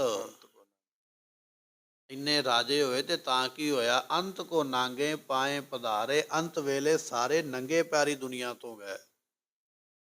ਇਹ ਵੈਰਾਗ ਲਿਖਿਆ 10ਵੇਂ ਪਾਤਸ਼ਾਹ ਨੇ, ਬਾਣੀ ਵੈਰਾਗਮਈ ਹੈ, ਜਿਨ੍ਹਾਂ ਨੂੰ ਆਪਾਂ ਸਵਈਏ ਕਹਿ ਦਿੰਦੇ। ਸਤਿਗੁਰੂ ਕਹਿ ਰਹੇ ਨੇ, ਕਹਿਣ ਲੱਗੇ ਗੁਰਮੁਖਾ ਬਚਨ ਇਹ ਹੈ ਵੀ ਇਹ ਤੂੰ ਜਾਣ ਲਾ, ਵਿਵੇਕ ਦੀ ਇੱਕ ਇਹ ਨਿਸ਼ਾਨੀ ਹੈ, ਵੈਰਾਗ ਦੀ ਇਹ ਨਿਸ਼ਾਨੀ ਹੈ। ਵਿਵੇਕ ਇਹ ਹੈ ਵੀ ਆਤਮਾ ਖਤਮ ਨਹੀਂ ਹੁੰਦੀ, ਵੈਰਾਗ ਇਹ ਹੈ ਕਿ ਸਾਰੇ ਪਦਾਰਥ ਨਾਸਵੰਤ ਨੇ, ਸਣੇ ਤੇਰਾ ਸਰੀਰ, ਤੇ ਜਿੰਨੇ ਪਦਾਰਥ ਤੂੰ ਵੇਖਦਾ ਪਿਆ, ਇਸ ਨੂੰ ਵੈਰਾਗ ਆਖਦੇ ਹਨ। ਕਹਿਣ ਲੱਗੇ ਇਸ ਤਰ੍ਹਾਂ ਜਾਣਨਾ ਕਰ। ਅਥੋਨ ਪੁਰਸਾ ਦਮਰਾ। ਅਗਲਾ ਬਚਨ ਕਰਦੇ, ਕਹਿਣ ਲੱਗੇ ਤਿਸ ਤੋਂ ਉਪਰੰਤ ਪੁਰਸ਼ ਨੂੰ ਜਾਣਨਾ ਚਾਹੀਦਾ ਦਮਰਾ। ਦਮਰਾ ਤੋਂ ਭਾਵ ਹੁੰਦਾ ਇੰਦਰੀਆਂ ਦਾ ਦਮਨ ਕਰਨਾ। ਇਹ ਦਮਨ 6 ਪ੍ਰਕਾਰ ਦਾ ਲਿਖਿਆ ਗ੍ਰੰਥਾਂ ਦੇ ਵਿੱਚ, 6 ਪ੍ਰਕਾਰ ਦਾ ਦਮਨ ਕਰਨਾ। ਦਮਨ ਤੋਂ ਭਾਵ ਹੁੰਦਾ ਗੁਰਮੁਖੋ ਆਪਣੀਆਂ ਇੰਦਰੀਆਂ ਨੂੰ ਰੋਕਣਾ, ਦਮ ਦੇਣਾ, ਸਾਹ ਦੇਣਾ। ਸਿੱਧੇ ਸਿੱਧੇ ਆਪਾਂ ਜੇ ਅਰਥ ਸਰਵਣ ਕਰੀਏ ਸਮਝਣ ਵਾਸਤੇ, ਦਮਰਾ ਤੋਂ ਭਾਵ ਦਮਨ, ਦਮਨ ਤੋਂ ਭਾਵ ਹੁੰਦਾ ਰੋਕਣਾ ਆਪਣੀਆਂ ਇੰਦਰੀਆਂ ਨੂੰ। ਇੰਦਰੀਆਂ ਕੀ ਨੇ? ਸਾਡੇ ਸਰੀਰ ਦੇ ਅੰਗ, ਇਹਨਾਂ ਨੂੰ ਰੋਕਣਾ। ਉਹਦੇ ਵਿੱਚ ਕੀ ਹੈ? ਸਮ, ਦਮ, ਸਰਦਾ, ਤੀਸਰੀ, ਸਮਾਧਾਨ, ਉਪਰਾਮ, ਛਟੀ, ਤਤਿਸ਼ਿਆ ਜਾਨੀਐ, ਭਿੰਨ ਭਿੰਨ ਜਹ ਨਾਮ। 6 ਪ੍ਰਕਾਰ ਦਾ ਦਮਨ ਕਰਨਾ। ਇੱਕ ਹੈ ਸਮ, ਦੂਜਾ ਹੈ ਦਮ, ਤੀਜੀ ਹੈ ਸ਼ਰਧਾ, ਚੌਥਾ ਹੈ ਸਮਾਧਾਨ, ਪੰਜਵਾਂ ਹੈ ਉਪਰਾਮ ਤੇ ਛੇਵਾਂ ਹੈ ਤਤਿਸ਼ਿਆ। ਇਹ ਗ੍ਰੰਥਾਂ ਵਿੱਚ ਲਿਖੇ ਨੇ ਇਹ ਬਚਨ। ਹੁਣ ਆਪਾਂ ਇਸ ਨੂੰ ਸਮਝਾਂਗੇ ਵੀ ਇਹ 6 ਤਰ੍ਹਾਂ ਦੇ ਕਿਹੜੇ ਕਾਰਜ ਨੇ ਜਿਹੜੇ ਕਰਨੇ ਨੇ। ਪਹਿਲਾ ਹੈ ਸਮ। ਸਮ ਤੋਂ ਭਾਵ ਹੁੰਦਾ ਗੁਰਮੁਖੋ ਮਨ ਨੂੰ ਵਿਸ਼ਿਆਂ ਤੋਂ ਰੋਕਣਾ। ਜਿਹੜਾ ਸਾਡਾ ਮਨ ਹੈ ਨਾ, ਸਾਡੇ ਅੰਦਰ ਮਨ ਕੋਈ ਵੱਖਰਾ ਪੁਰਜਾ ਨਹੀਂ ਹੈ ਜਾਂ ਵੱਖਰਾ ਅੰਗ ਨਹੀਂ ਹੈ ਸਾਡੇ ਅੰਦਰ ਕੋਈ ਲੱਗਾ ਹੋਇਆ। ਮਨ ਤੋਂ ਭਾਵ ਹੁੰਦਾ ਵਾਸ਼ਨਾ, ਤੇਰੇ ਵਿਚਾਰ, ਜਿਹੜੇ ਤੇਰੇ ਇੱਥੇ ਸੰਗਤ ਵਿੱਚ ਬੈਠਿਆਂ ਵੀ ਕਈ ਵਾਰੀ ਮਾੜੇ ਵਿਚਾਰ ਆ ਜਾਂਦੇ, ਬਾਹਰ ਜਾਂਦਿਆਂ ਵੀ ਆ ਜਾਂਦੇ। ਇਹ ਜਿਹੜੇ ਮਾੜੇ ਵਿਚਾਰ ਆਉਂਦੇ ਨੇ, ਇਸ ਨੂੰ ਜਿਹੜਾ ਰੋਕਣਾ ਹੈ, ਰੋਕਣਾ ਪਵੇਗਾ ਗੁਰੂ ਦੇ ਗਿਆਨ ਦੇ ਨਾਲ, ਗੁਰੂ ਦੇ ਡਰ ਦੇ ਨਾਲ। ਇਹਨੂੰ ਕਹਿੰਦੇ ਸਮ। ਸਮ ਤੋਂ ਭਾਵ ਹੁੰਦਾ ਮਨ ਨੂੰ ਵਿਸ਼ਿਆਂ ਤੋਂ ਰੋਕਣਾ। ਸਮ ਤੇ ਕਹਿਤ ਸੁਧੀਰ। ਜਿਹੜੇ ਧੀਰਜਵਾਨ ਨੇ ਗੁਰਮੁਖ, ਵਿਚਾਰ ਸਾਗਰ ਵਿੱਚ ਲਿਖਦੇ ਨੇ, ਸਮ ਉਹਨੂੰ ਕਿਹਾ ਜਾਂਦਾ ਮਨ ਵਿੱਚ ਮਾੜੇ ਫੁਰਨੇ ਨਾ ਆਉਣ। ਜੇ ਆ ਗਏ ਮੇਰਾ ਗੁਰੂ ਮੈਨੂੰ ਸਜ਼ਾ ਦੇਵੇਗਾ। ਮਾੜਾ ਫੁਰਨਾ ਮੈਨੂੰ ਆ ਗਿਆ, ਮੈਂ ਆਪਣੇ ਗੁਰੂ ਤੋਂ ਦੂਰ ਹੋ ਜਾਵਾਂਗਾ। ਮਾੜਾ ਫੁਰਨਾ ਆ ਗਿਆ, ਮੈਂ ਜਨਮਾਂ ਵਿੱਚ ਪੈ ਜਾਵਾਂਗਾ। ਇਸ ਤਰ੍ਹਾਂ ਆਪਣੇ ਮਨ ਨੂੰ ਸਮਝਾ ਕੇ ਮਨ ਦੇ ਫੁਰਨੇ ਰੋਕਣੇ, ਇਹਨੂੰ ਕਿਹਾ ਜਾਂਦਾ ਸਮ। ਦੂਜਾ ਹੈ ਦਮ। ਦਮ ਤੋਂ ਭਾਵ ਹੈ ਇੰਦਰੀਆਂ ਨੂੰ ਰੋਕਣਾ। ਇੰਦਰੀਆ ਗਨ ਕੋ ਰੋਕਣੋ ਦਮ ਭਾਖਤ ਬੁੱਧ ਵੀਰ। ਵੱਡੇ ਵੱਡੇ ਸੂਰਮੇ ਕਹਿੰਦੇ ਨੇ ਇੰਦਰੀਆਂ ਨੂੰ ਰੋਕਣਾ ਹੈ। ਅੱਖਾਂ ਨੂੰ ਮਾੜਾ ਵੇਖਣ ਤੋਂ, ਕੰਨਾਂ ਨੂੰ ਮਾੜਾ ਸੁਣਨ ਤੋਂ, ਜ਼ੁਬਾਨ ਨੂੰ ਮਾੜਾ ਬੋਲਣ ਤੋਂ, ਪੈਰਾਂ ਨੂੰ ਮਾੜੇ ਪਾਸੇ ਜਾਣ ਤੋਂ ਅਤੇ ਹੱਥਾਂ ਨੂੰ ਮਾੜਾ ਕਰਮ ਕਰਨ ਤੋਂ ਰੋਕਣਾ। ਇਸ ਨੂੰ ਕਿਹਾ ਜਾਂਦਾ ਦਮ। ਦਮ ਤੋਂ ਭਾਵ ਦਮਨ ਕਰਨਾ, ਰੋਕ ਲੈਣਾ। ਜਿਵੇਂ ਭਗਤਾਂ ਨੇ ਬਚਨ ਕੀਤਾ ਨਾ, ਰੇ ਜਿਹਬਾ ਤੇਰੇ ਕਰੋ ਸਤਖੰਡ ਜਾਮ ਨਾ ਉਚਰਸ ਸ੍ਰੀ ਗੋਬਿੰਦ। ਇਹਨੂੰ ਕਹਿੰਦੇ ਦਮਨ ਕਰਨਾ। ਇਹ ਜ਼ੁਬਾਨ, ਜੇ ਤੂੰ ਰੱਬ ਦਾ ਨਾਮ ਨਹੀਂ ਜਪੇਂਗੀ ਮੈਂ ਤੇਰੇ 100 ਟੋਟੇ ਕਰ ਦਿਆਂਗਾ। ਬੱਚਾ ਆਖੇ ਨਾ ਲੱਗਦਾ ਹੋਵੇ, ਬੱਚੇ ਨੂੰ ਡਰਾਇਆ ਜਾਂਦਾ ਮਾਂ ਬਾਪ ਦੇ ਵੱਲੋਂ, ਤੂੰ ਇਹ ਕੰਮ ਕੀਤਾ ਤੈਨੂੰ ਮਾਰ ਪਏਗੀ। ਬੱਚਾ ਡਰ ਜਾਂਦਾ, ਉਹ ਕੰਮ ਦੁਬਾਰਾ ਨਹੀਂ ਕਰਦਾ। ਉਹਨੂੰ ਡਰ ਹੈ ਮੈਨੂੰ ਮਾਰ ਪਵੇਗੀ। ਇਸੇ ਤਰ੍ਹਾਂ ਭਗਤਾਂ ਨੇ ਆਪਣੀ ਜ਼ੁਬਾਨ ਨੂੰ ਡਰ ਦਿੱਤਾ। ਇਹ ਜ਼ੁਬਾਨ ਜੇ ਤੂੰ ਨਹੀਂ ਰਾਮ ਕਵੇਂਗੀ ਮੈਂ ਤੇਰੇ 100 ਟੋਟੇ ਕਰ ਦਿਆਂਗਾ। ਇਸ ਜ਼ੁਬਾਨ ਦੇ ਨਾਲ ਚੁਗਲੀ ਨਾ ਕਰ, ਇਸ ਜ਼ੁਬਾਨ ਦੇ ਨਾਲ ਨਿੰਦਿਆ ਨਾ ਕਰ। ਚੁਗਲੀ ਦਾ ਵੀ ਤੈਨੂੰ ਫਲ ਭੋਗਣਾ ਪੈਣਾ, ਨਿੰਦਿਆ ਦਾ ਵੀ ਭੋਗਣਾ ਪੈਣਾ। ਸਤਿਗੁਰੂ ਪਾਤਸ਼ਾਹ ਨੇ ਬਚਨ ਲਿਖੇ ਗੁਰਬਾਣੀ ਦੇ ਵਿੱਚ, ਸਮ ਤੋਂ ਭਾਵ ਹੁੰਦਾ ਰੋਕਣਾ। ਜਿਵੇਂ ਭਗਤ ਨੇ ਜ਼ੁਬਾਨ ਨੂੰ ਡਰਾਵਾ ਦੇ ਕੇ ਆਖਿਆ ਰੁਕ ਜਾ ਨਹੀਂ ਤੇ ਤੇਰੇ ਟੋਟੇ ਕਰਾਂਗੇ, ਇਸੇ ਤਰ੍ਹਾਂ ਪੈਰਾਂ ਨੂੰ ਮਾੜੇ ਪਾਸੇ ਜਾਣ ਤੋਂ, ਅੱਖਾਂ ਨੂੰ ਮਾੜੇ ਪਾਸੇ ਵੇਖਣ ਨੂੰ। ਅੱਖੀਂ ਦੇਖ ਨਾ ਰੱਜੀਆਂ ਬਹੁ ਰੰਗ ਤਮਾਸੇ। ਇਹਨਾਂ ਅੱਖਾਂ ਨਾਲ ਪਤਾ ਨਹੀਂ ਅਸੀਂ ਕਿੰਨੇ ਕੁ ਮੇਲੇ ਵੇਖੇ, ਕਿੰਨੇ ਕੁ ਵਿਆਹ ਵੇਖੇ, ਕਿੰਨੀਆਂ ਕੁ ਡੋਲੀਆਂ ਜਾਂਦੀਆਂ, ਕਿੰਨੀਆਂ ਕੁ ਡੋਲੀਆਂ ਆਉਂਦੀਆਂ ਵੇਖੀਆਂ, ਕਿੰਨੇ ਕੁ ਮੁਰਦਾ ਸਰੀਰ ਸ਼ਮਸ਼ਾਨ ਨੂੰ ਜਾਂਦੇ ਵੇਖੇ। ਪਰ ਸਾਡੀਆਂ ਅੱਖਾਂ ਰੱਜੀਆਂ ਨਹੀਂ, ਨਾ ਮੁਰਦਾ ਵੇਖ ਕੇ, ਨਾ ਵਿਆਹ ਦੀ ਡੋਲੀ ਵੇਖ ਕੇ, ਨਾ ਇਹਨਾਂ ਅੱਖਾਂ ਨਾਲ ਰੰਗ ਤਮਾਸ਼ੇ ਮੇਲੇ ਬੜੇ ਵੇਖੇ, ਪਰ ਰੱਜੀਆਂ ਕੋਈ ਨਹੀਂ। ਮਹਾਰਾਜ ਕਹਿਣ ਲੱਗੇ ਇਹਨਾਂ ਨੂੰ ਰੋਕਣਾ, ਦਰਸ਼ਨ ਕਰਨਾ ਗੁਰੂ ਕਾ ਕਰ। ਐ ਨੇਤਰੋ ਮੇਰਿਓ ਹਰ ਤੁਮੈ ਜੋ ਧਰੀ, ਹਰ ਬਿਨ ਅਵਰ ਨਾ ਦੇਖੋ। ਇਹ ਬਚਨ, ਇਸ ਨੂੰ ਕਹਿੰਦੇ ਸਮ ਕਰਨਾ, ਦਮ ਕਰਨਾ। ਤੇ ਤੀਜਾ ਬਚਨ ਹੈ ਗੁਰਮੁਖੋ ਸ਼ਰਧਾ। ਸ਼ਰਧਾ ਤੋਂ ਬਿਨਾਂ ਵੀ ਨਹੀਂ ਜੇ ਗੱਲ ਬਣਦੀ। ਕੁਝ ਲੋਕ ਆਖਦੇ ਫਲਾਣਾ ਤੇ ਅੰਨੀ ਸ਼ਰਧਾ ਰੱਖੀ ਬੈਠਾ। ਸ਼ਰਧਾ ਦੇ ਨਾਲ ਬਹੁਤ ਕੁਝ ਪ੍ਰਾਪਤ ਹੁੰਦਾ। ਤੇ ਸਭ ਤੋਂ ਵੱਡੀ ਸ਼ਰਧਾ ਹੈ ਸਤ ਵੇਦ ਗੁਰ ਵਾਕਿਆ ਹੈ। ਸ਼ਰਧਾ ਅਸ ਵਿਸ਼ਵਾਸ। ਮੇਰੇ ਗੁਰੂ ਨੇ ਜੋ ਕਿਹਾ ਉਹ ਸਤ ਹੈ, ਉਹ ਅਟਲ ਹੈ। ਇਹ ਹੈ ਸ਼ਰਧਾ। ਗੁਰੂ ਦੇ ਮੁਖੋਂ ਬਚਨ ਨਿਕਲਿਆ ਇਹ ਪੂਰਾ ਹੀ ਹੋਵੇਗਾ, ਇਹਨੂੰ ਸ਼ਰਧਾ ਕਿਹਾ ਜਾਂਦਾ। ਜੇ ਬਚਨ ਤੇ ਭਰੋਸਾ ਨਾ ਹੋਵੇ ਫਿਰ ਘਾਟਾ ਪੈ ਜਾਂਦਾ। ਕੇਸਰੀ ਚੰਦ ਰਾਜਾ ਹਾਥੀ ਲੈ ਕੇ ਆ ਗਿਆ ਲੋਹਗੜ੍ਹ ਦਾ ਕਿਲਾ ਦਰਵਾਜ਼ਾ ਭੰਨਣ ਵਾਸਤੇ। ਮਹਾਰਾਜ ਆਖਦੇ ਸਾਡੇ ਕੋਲ ਦੁਨੀ ਚੰਦ ਹਾਥੀ ਹੈ। ਹੁਣ ਉਹਨੂੰ ਸ਼ਰਧਾ ਨਹੀਂ ਗੁਰੂ ਦੇ ਉੱਪਰ। ਕਹਿਣ ਲੱਗਾ ਮੈਂ ਹਾਥੀ ਨਾਲ ਲੜ ਕੇ ਮਰਾਂਗਾ, ਕੰਧ ਟੱਪ ਕੇ ਭੱਜ ਗਿਆ। ਬਚਿੱਤਰ ਸਿੰਘ ਦਾ ਨਾਂ ਲਿਆ, ਕਹਿਣ ਲੱਗੇ ਸਾਡੇ ਕੋਲ ਸ਼ੇਰ ਬੈਠਾ ਬਚਿੱਤਰ ਸਿੰਘ, ਇਹ ਲੜੇਗਾ। ਉਹਨੂੰ ਸ਼ਰਧਾ ਹੱਥ ਜੋੜ ਕੇ ਖੜਾ ਹੋ ਗਿਆ। ਜਿਹੜਾ ਭੱਜਿਆ ਉਹ ਧਿਕਾਰਿਆ ਗਿਆ, ਲਾਹਣਤਾਂ ਪਈਆਂ, ਮੌਤ ਵੀ ਆਈ, ਬੇਮੁਖ ਵੀ ਹੋਇਆ। ਜਿਹਨੂੰ ਸ਼ਰਧਾ ਮੈਂ ਕੁਝ ਨਹੀਂ ਕਰਨਾ, ਗੁਰੂ ਨੇ ਸਭ ਕੁਝ ਕਰਨਾ। ਹਾਥੀ ਵੀ ਮਾਰਿਆ, ਜਿੱਤ ਵੀ ਪ੍ਰਾਪਤ ਹੋਈ, ਜੈ ਜੈਕਾਰ ਵੀ ਹੋਈ, ਸਨਮੁਖ ਵੀ ਰਿਹਾ। ਇਹਨੂੰ ਕਿਹਾ ਜਾਂਦਾ ਸ਼ਰਧਾ। ਸਤਿ ਸ੍ਰੀ ਅਕਾਲ। ਗੁਰੂ ਬਚਨ ਕਰਦਾ ਪਿਆ, ਗੁਰੂ ਉਹੀ ਹੈ। ਉਹੀ ਬਚਨ ਹੋਇਆ ਦੁਨੀ ਚੰਦ ਨੂੰ, ਉਹੀ ਬਚਨ ਹੋਇਆ ਬਚਿੱਤਰ ਸਿੰਘ ਨੂੰ। ਗੁਰੂ ਇੱਕੋ ਹੀ ਹੈ, ਬਚਨ ਵੀ ਇੱਕੋ ਵੇਲੇ ਹੋਇਆ। ਇੱਕ ਨੇ ਆਖਿਆ ਹੋ ਹੀ ਨਹੀਂ ਸਕਦਾ, ਦੂਜਾ ਆਖਦਾ ਵੀ ਹੋਵੇਗਾ ਜ਼ਰੂਰ, ਗੁਰੂ ਨੇ ਆਖਿਆ। ਤੇ ਫਿਰ ਸਿਧਾਂਤ ਉਹ ਤਰਿਆ ਜਿਹਨੇ ਆਖਿਆ ਵੀ ਗੁਰੂ ਦਾ ਕਿਹਾ ਬਚਨ ਹੋਣਾ ਹੀ ਹੋਣਾ ਹੈ। ਇਹ ਬਚਨ ਨੇ ਮਹਾਰਾਜ ਜੀਆਂ ਦੇ।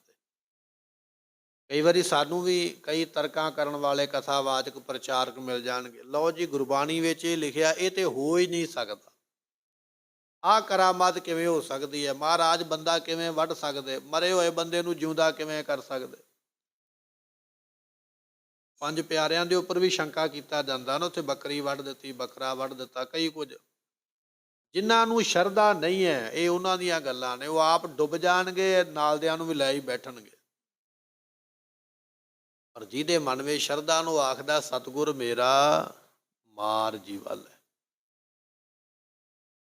ਈਸਾਈ ਮਤ ਦੇ ਗ੍ਰੰਥਾਂ ਵਿੱਚ ਲਿਖਿਆ ਕਿ ਕੁਝ ਲੋਕ ਭੱਜ ਪਏ, ਰਾਜਾ ਕਤਲ ਕਰਨਾ ਚਾਹੁੰਦਾ। ਬੜੀ ਲੰਮੀ ਸਾਖੀ ਹੈ, ਸਮਾਂ ਨਹੀਂ ਆਪਣੇ ਕੋਲ। ਤੇ ਉਹ ਭੱਜ ਕੇ ਸਮੁੰਦਰ ਦੇ ਕੋਲ ਆਏ। ਅਗਲੇ ਬੰਨੇ ਸਮੁੰਦਰ ਹੈ, ਪਿਛਲੇ ਬੰਨੇ ਰਾਜਾ। ਪਿੱਛੇ ਨੂੰ ਮੁੜਨਗੇ ਰਾਜਾ ਕਤਲ ਕਰੇਗਾ, ਅੱਗੇ ਨੂੰ ਵਧਣਗੇ ਸਮੁੰਦਰ ਡੁੱਬੇਗਾ। ਕੋਈ ਆਸਰਾ ਨਹੀਂ, ਕੋਈ ਚਾਰਾ ਨਹੀਂ। ਖੁਦਾ ਅੱਗੇ, ਈਸ਼ਵਰ ਅੱਗੇ, ਪਰਮੇਸ਼ਰ ਅੱਗੇ ਉਹਨਾਂ ਨੇ ਬੇਨਤੀ ਕੀਤੀ, ਜੋਦੜੀ ਕੀਤੀ ਹੈ, ਪਰਮੇਸ਼ਰ ਰੱਖਿਆ ਕਰ, ਬਚਾ ਅਸੀਂ ਮਰ ਚੱਲੇ। ਈਸਾਈ ਮਤ ਦੇ ਗ੍ਰੰਥਾਂ ਵਿੱਚ ਇਹ ਗੱਲ ਲਿਖੀ ਹੈ ਕਿ ਸਮੁੰਦਰ ਦਾ ਪਾਣੀ ਦੋ ਹਿੱਸਿਆਂ ਵਿੱਚ ਵੰਡਿਆ ਗਿਆ, ਅੱਧਾ ਇੱਧਰ ਤੇ ਅੱਧਾ ਇੱਧਰ, ਦੇ ਵਿੱਚੋਂ ਰਾਹ ਬਣ ਗਿਆ ਖਾਲੀ। ਤੇ ਆਵਾਜ਼ ਆਈ ਇਸ ਰਾਹ ਦੇ ਉੱਤੋਂ ਚੱਲ ਕੇ ਤੇ ਪਾਰ ਹੋ ਜਾਓ। ਭੱਜ ਪਏ ਵਿਸ਼ਵਾਸ ਰੱਖ ਕੇ ਰਾਹ ਦੇ ਉੱਪਰ। ਅਜੇ ਸਮੁੰਦਰ ਪਾਰ ਕਰਦੇ ਹੀ ਪਏ, ਇੰਨੇ ਚਿਰ ਨੂੰ ਮਗਰੋਂ ਰਾਜਾ ਆ ਗਿਆ ਫੌਜ ਲੈ ਕੇ। ਉਹਨੇ ਵੇਖਿਆ ਵੀ ਪਾਰ ਹੁੰਦੇ ਪਏ, ਮਗਰ ਹੀ ਉਹ ਲੱਗ ਗਿਆ ਫੌਜ ਲੈ ਕੇ। ਅੱਗੇ ਅੱਗੇ ਬਚਨ ਵਾਲੇ, ਪਿੱਛੇ ਪਿੱਛੇ ਮਾਰਨ ਵਾਲੇ। ਪਰ ਜਿਹੜੇ ਬਚਨ ਵਾਲੇ ਸਨ, ਇੰਨੇ ਚਿਰ ਨੂੰ ਸਮੁੰਦਰ ਪਾਰ ਕਰ ਗਿਆ, ਜਿੱਥੇ ਉਹਨਾਂ ਨੇ ਜਾਣਾ ਸੀ ਪਹੁੰਚ ਗਏ। ਉਹ ਨਿਕਲਣ ਦੀ ਢੇਰ ਹੈ, ਜਿਹੜਾ ਰਾਜਾ ਮਗਰੋਂ ਫੌਜ ਲੈ ਕੇ ਭੱਜਾ ਆਉਂਦਾ ਸੀ, ਸਾਰਾ ਸਮੁੰਦਰ ਪਹਿਲਾਂ ਦੇ ਵਾਂਗ ਫਿਰ ਮਿਲ ਗਿਆ, ਸਾਰੇ ਦੇ ਸਾਰੇ ਹੀ ਵਿੱਚ ਮਰ ਗਏ। ਉਹਨਾਂ ਦੇ ਧਾਰਮਿਕ ਗ੍ਰੰਥ ਵਿੱਚ ਇਹ ਗੱਲ ਲਿਖੀ ਹੈ, ਕਦੇ ਨਹੀਂ ਕੋਈ ਸ਼ੰਕਾ ਕਰੇਗਾ ਵੀ ਹਾਂ ਇਸ ਤਰ੍ਹਾਂ ਹੋਇਆ। ਜੇ ਸਾਡੇ ਵਿੱਚ ਇਹੋ ਜਿਹੀ ਗੱਲ ਹੋਈ ਹੋਵੇ, ਸਾਡੇ ਵਾਲੇ ਤੇ ਸ਼ੰਕਾ ਕਰਕੇ ਬਹਿ ਜਾਂਦੇ ਵੀ ਇਹ ਤੇ ਹੋ ਹੀ ਨਹੀਂ ਸਕਦਾ। ਇਹ ਹੈ ਅਸ਼ਰਧਕ ਬੰਦੇ ਦੀ ਗੱਲ, ਜਿਹਦੇ 'ਚ ਸ਼ਰਧਾ ਨਹੀਂ ਉਹ ਡੁੱਬ ਜਾਏਗਾ। ਤਰਨਾ ਸ਼ਰਧਾ ਵਾਲੇ, ਸ਼ਰਧਾ ਵਾਲਾ ਇਹ ਗੱਲ ਕਹਿੰਦਾ ਜੋ ਗੁਰੂ ਨੇ ਆਖਿਆ ਉਹ ਸੱਚ ਹੈ, ਉਹ ਹੋਣਾ ਹੀ ਹੋਣਾ। ਗੁਰੂ ਨਾਨਕ ਦੇਵ ਪਾਤਸ਼ਾਹ ਨੇ ਆਖਿਆ ਨਾ, ਰੁੱਖ ਨੂੰ ਹਿਲਾ ਕੇ ਫਲ ਪ੍ਰਾਪਤ ਕਰੋ, ਸੰਗਤ ਨੂੰ ਵੰਡੋ, ਪਕਵਾਨ ਮਿਲਣਗੇ। ਉਹ ਤੇ ਹੱਸ ਪਏ। ਸ਼ਰਧਾ ਹੈ ਭਾਈ ਲਹਿਣਾ ਦੇ ਮਨ ਵਿੱਚ, ਗੁਰੂ ਨੇ ਕਿਹਾ ਹੋਵੇ ਕਿਵੇਂ ਨਾ। ਚੱਲਣ ਲੱਗੇ, ਰੁੱਖ ਨੂੰ ਹਿਲਾਉਣ ਵਾਸਤੇ ਕਈਆਂ ਨੇ ਰੋਕਿਆ, ਉਹ ਭਾਈ ਲਹਿਣਿਆ ਲੋਕੀ ਮਖੌਲ ਕਰਨਗੇ, ਉਹ ਰੁੱਖਾਂ ਨੂੰ ਕਦੇ ਪਕਵਾਨ ਨਹੀਂ ਹੋਣ ਲੱਗੇ। ਤੇ ਭਾਈ ਲਹਿਣਾ ਜੀ ਕਹਿਣ ਲੱਗੇ ਗੁਰੂ ਕਵੇ ਤੇ ਹੋਵੇ ਨਾ, ਇਹ ਨਹੀਂ ਹੋ ਸਕਦਾ। ਜੇ ਗੁਰੂ ਨੇ ਆਖਿਆ ਹੋ ਹੀ ਜਾਣਾ, ਮੈਨੂੰ ਭਰੋਸਾ ਹੈ। ਗੁਰਤਾ ਗੱਦੀ ਤੇ ਕੌਣ ਬੈਠਾ? ਭਾਈ ਲਹਿਣਾ। ਤੇ ਖਾਲੀ ਕੌਣ ਰਹਿ ਗਿਆ? ਜਿਹੜੇ ਕਹਿੰਦੇ ਹੋ ਹੀ ਨਹੀਂ ਸੀ ਸਕਦਾ। ਇਹ ਹੈ ਤੀਜਾ ਬਚਨ। ਤੀਜਾ ਹੈ ਸ਼ਰਧਾ ਰੱਖਣੀ, ਜੋ ਗੁਰੂ ਕਵੇਗਾ ਠੀਕ ਹੈ। ਤੇ ਚੌਥਾ ਹੈ ਸਮਾਧਾਨ। ਸਮਾਧਾਨ ਉਹਨੂੰ ਕਹਿੰਦੇ ਨੇ ਮਨ ਨੂੰ ਵਿਖੇਪ ਤੇ ਨਾਸ ਕਰਨਾ, ਮਨ ਨੂੰ ਪਦਾਰਥਾਂ ਦੇ ਵੱਲੋਂ ਉਪਰਾਮ ਕਰ ਲੈਣਾ। ਤੇ ਪੰਜਵਾਂ ਬਚਨ ਲਿਖਿਆ ਵਿਦਵਾਨਾਂ ਨੇ ਉਪਰਾਮ। ਉਪਰਾਮ ਕਹਿੰਦੇ ਨੇ ਸਾਧਨ ਸਹਿਤ ਸਭ ਕਰਮ ਤਿਆਗਣੇ। ਕੋਈ ਅਸੀਂ ਕੰਮ ਕਰਦੇ ਪਏ ਨਾ, ਉਸ ਕੰਮ ਨੂੰ ਕਰਦੇ ਤੇ ਪਏ ਆ, ਪਰ ਉਸ ਕਰਮ ਦੇ ਉੱਪਰ ਨਾ ਆਵੇ ਵੀ ਮੈਂ ਅੱਜ 10 ਰੁਪਏ ਦਾਨ ਕਰਾਂਗਾ, ਕੱਲ ਨੂੰ ਮੈਨੂੰ 100 ਰੁਪਇਆ ਮਿਲੇਗਾ। ਢੇਲੀ ਦੇ ਕੇ ਹਵੇਲੀ ਮੰਗਣੀ, ਦਿੱਤੀ ਢੇਲੀ ਦਾਨ ਹੈ। ਮਨ ਵਿੱਚ ਇਹ ਹੈ ਵੀ ਇਹ ਮੈਨੂੰ ਅਸੀਸ ਦੇਵੇ ਤੇ ਮੈਨੂੰ ਵੱਡੀ ਹਵੇਲੀ ਮਿਲ ਜਾਵੇ। ਜਾਂ ਪੰਜਾਬੀਆਂ ਦੇ ਵਿੱਚ ਕਹਾਵਤ ਹੈ, ਗੰਢਾ ਦੇ ਕੇ ਸੰਡਾ ਮੰਗਣਾ। ਗੰਢਾ ਪਿਆਜ਼ ਦਾ ਇੱਕ ਟੁਕੜਾ ਦੇ ਕੇ ਕਿਸੇ ਨੂੰ ਦਾਨ, ਤੇ ਇਹ ਮੈਨੂੰ ਹੁਣ ਸੰਡਾ ਕਹੀਏ ਵੀ ਝੋਟਾ ਦਾਨ ਕਰੇ, ਅੱਗੋਂ ਝੋਟਾ ਮੈਨੂੰ ਦੇਵੇ। ਗੰਢਾ ਦੇ ਕੇ ਸੰਡਾ ਮੰਗਣ ਵਾਲੀ ਗੱਲ ਹੈ। ਮਹਾਰਾਜ ਕਹਿਣ ਲੱਗੇ ਲੱਖ ਵੇਖ ਸਮ ਵਿਸ਼ਣ ਤੇ ਭਾਗੈ ਦ੍ਰਿਗ ਨਾਰੀ, ਲੱਖ ਹੈ ਜੀ ਗਲਾਨਾ। ਇਹ ਲੱਛਣ ਨੇ ਉਪਰਾਮ ਹੋਣ ਦੇ। ਕੋਈ ਵੀ ਕਰਮ ਕਰਨਾ, ਸਾਧਨ ਕਰਨਾ, ਉਹ ਸਾਧਨ ਨੂੰ ਕਰਨ ਤੋਂ ਪਹਿਲਾਂ ਕਰਮ ਤੋਂ ਪਰੇ ਹੋ ਜਾ। ਇਹ ਮੈਂ ਕਰਮ ਕਰਦਾ, ਇਹਦਾ ਫਲ ਕੀ ਮਿਲੇਗਾ, ਇਹਨੂੰ ਕਹਿੰਦੇ ਨੇ ਉਪਰਾਮ ਹੋਣਾ। ਗੁਰਮੁਖੋ ਛੇਵਾਂ ਜਿਹੜਾ ਨਾ ਸਾਧਨ, ਉਹ ਇਹ ਹੈ ਆਤਮ ਸੀਤ ਸ਼ੁਧਾ ਤ੍ਰਿਖਾ ਇਨਕੋ ਸੈਨ ਸੁਭਾਵ। ਛੇਵਾਂ ਗੁਣ ਕੀ ਹੋਣਾ ਚਾਹੀਦਾ? ਜੇ ਧੁੱਪ ਲੱਗ ਗਈ ਹੈ ਨਾ, ਇਹ ਨਹੀਂ ਕਹਿਣਾ ਰੱਬ ਨੇ ਇੰਨੀ ਧੁੱਪ ਲਾਤੀ ਸੜਦੇ ਪਏ ਆ, ਛਾਂ ਹੋਣੀ ਚਾਹੀਦੀ ਸੀ। ਜੇ ਛਾਂ ਆ ਗਈ, ਲੈ ਰੱਬ ਨੇ ਤੇ ਠੰਡ ਹੀ ਪਾਈ ਹੋਈ, ਗਰਮੀ ਕਿਉਂ ਨਹੀਂ ਕਰਦਾ ਪਿਆ? ਰੱਬ ਠੰਡ ਪਾਉਂਦਾ ਹੈ, ਉਹਦੇ ਤੇ ਵੀ ਸਾਨੂੰ ਨਫ਼ਰਤ ਹੈ ਵੀ ਠੰਡ ਕਿਉਂ ਪਾਤੀ ਇਹਨੇ। ਜੇ ਉਹਨੇ ਗਰਮੀ ਪਾਤੀ ਹੈ, ਇਹ ਗਰਮੀ ਕਿਉਂ ਪਾਉਂਦਾ ਪਿਆ? ਇਹ ਨਹੀਂ ਸੀ ਪੈਣੀ ਚਾਹੀਦੀ। ਆਤਮ ਸੀਤ ਸੁਧਾ ਤ੍ਰਿਖਾ। ਜੇ ਪਿਆਸ ਲੱਗ ਗਈ ਹੈ, ਹਾਏ ਮੈਨੂੰ ਤੇ ਪਿਆਸ ਬੜੀ ਲੱਗਦੀ ਹੈ, ਇਹ ਕਿਉਂ ਲੱਗੀ? ਲੱਗਣੀ ਨਹੀਂ ਚਾਹੀਦੀ।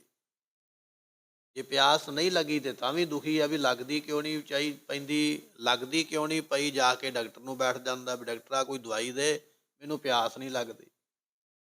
ਜੇ ਪਿਆਸ ਲੱਗਦੀ ਹੈ ਤਾਂ ਵੀ ਦੁਖੀ ਆ ਵੀ ਲੱਗਦੀ ਕਿਉਂ ਹੈ, ਘੱਟ ਲੱਗੇ। ਨਹੀਂ ਲੱਗਦੀ ਤਾਂ ਵੀ ਦੁਖੀ ਹੈ। ਜੇ ਭੁੱਖ ਲੱਗ ਗਈ ਹੈ ਤਾਂ ਵੀ ਦੁਖੀ ਆ ਵੀ ਮੈਂ ਤੇ ਸਾਰਾ ਦਿਨ ਖਾਈ ਜਾਂਦਾ, ਫਿਰ ਵੀ ਡਾਕਟਰ ਕੋਲ ਵੈਦ ਕੋਲ ਜਾਂਦਾ, ਕੋਈ ਦਵਾਈ ਦਿਓ ਮੈਨੂੰ ਭੁੱਖ ਬਹੁਤੀ ਲੱਗਦੀ ਹੈ। ਜੇ ਭੁੱਖ ਨਹੀਂ ਲੱਗਦੀ ਤਾਂ ਵੀ ਡਾਕਟਰ ਕੋਲ ਜਾਂਦਾ ਵੀ ਲੱਗਦੀ ਨਹੀਂ ਪਈ। ਬੰਦਾ ਕਿਸੇ ਤਰ੍ਹਾਂ ਵੀ ਖੁਸ਼ ਨਹੀਂ ਹੈ। ਠੰਡ ਲੱਗ ਗਈ ਹੈ, ਠੰਡ ਆ ਗਈ ਹੈ ਤਾਂ ਵੀ ਦੁਖੀ ਹੈ, ਕੱਪੜੇ ਨਹੀਂ ਸੁੱਕਦੇ, ਨਹਾਤਾ ਨਹੀਂ ਜਾਂਦਾ, ਹਵਾ ਬੜੀ ਹੈ, ਬਿਮਾਰ ਹੋ ਗਿਆ। ਗਰਮੀ ਆ ਗਈ ਹੈ, ਬੈਠਾ ਨਹੀਂ ਜਾਂਦਾ, ਪੱਖਾ ਨਹੀਂ ਚੱਲਦਾ, ਬੜੀ ਗਰਮੀ ਹੈ, ਕੀ ਕਰਾਂ? ਨਾ ਧੁੱਪ ਚੰਗੀ ਲੱਗੇ, ਨਾ ਗਰਮੀ ਚੰਗੀ ਲੱਗੇ, ਨਾ ਠੰਡ ਚੰਗੀ ਲੱਗੇ, ਨਾ ਇਹਨੂੰ ਭੁੱਖ ਚੰਗੀ ਲੱਗੇ, ਨਾ ਇਹਨੂੰ ਭੁੱਖ ਨਾ ਚੰਗੀ ਲੱਗੇ, ਨਾ ਇਹਨੂੰ ਪਿਆਸ ਚੰਗੀ ਲੱਗੇ ਤੇ ਨਾ ਹੀ ਇਹਨੂੰ ਪਿਆਸ ਨਾ ਚੰਗੀ ਲੱਗੇ। ਇਹ 6 ਅਵਗੁਣ ਨੇ ਬੰਦੇ ਦੇ ਵਿੱਚ। ਰੱਬ ਨੂੰ ਪ੍ਰਾਪਤ ਕਰਨਾ ਚਾਹੁੰਦਾ, ਇਹਨਾਂ 6 ਅਵਗੁਣਾਂ ਦਾ ਤਿਆਗ ਕਰ। ਸਮਦਮ ਸ਼ਰਧਾ ਤੀਸਰੀ, ਸਮਾਧਾਨ ਉਪਰਾਮ ਛਟੀ, ਤਤਿਸ਼ਿਆ ਜਾਨੀਐ ਭਿੰਨ ਭਿੰਨ ਯਹ ਨਾਮ। ਇਹ ਨੇ ਗੁਰਮੁਖੋ ਇਹਨਾਂ ਦੇ ਨਾਮ। ਮੈਂ ਤੇ ਇੰਦਰੀਆਂ ਦਾ ਦਮਨ ਕਰ ਲਿਆ ਹੈ। ਕੋਈ ਆਉਂਦਾ ਹੈ ਤੇ ਮੈਂ ਤੇ ਅੱਖਾਂ ਬੰਦ ਕਰ ਲੈਂਦਾ। ਅੱਖਾਂ ਨੂੰ ਬੰਦ ਕਰਨਾ ਇਹ ਦਮਨ ਨਹੀਂ ਹੋਇਆ। ਅੱਖਾਂ ਬੰਦ ਹੁੰਦੀਆਂ ਪਈਆਂ ਵੀ ਵੇਖਦੀਆਂ ਪਈਆਂ ਕੰਨਾਂ ਦੇ ਰਾਹੀਂ।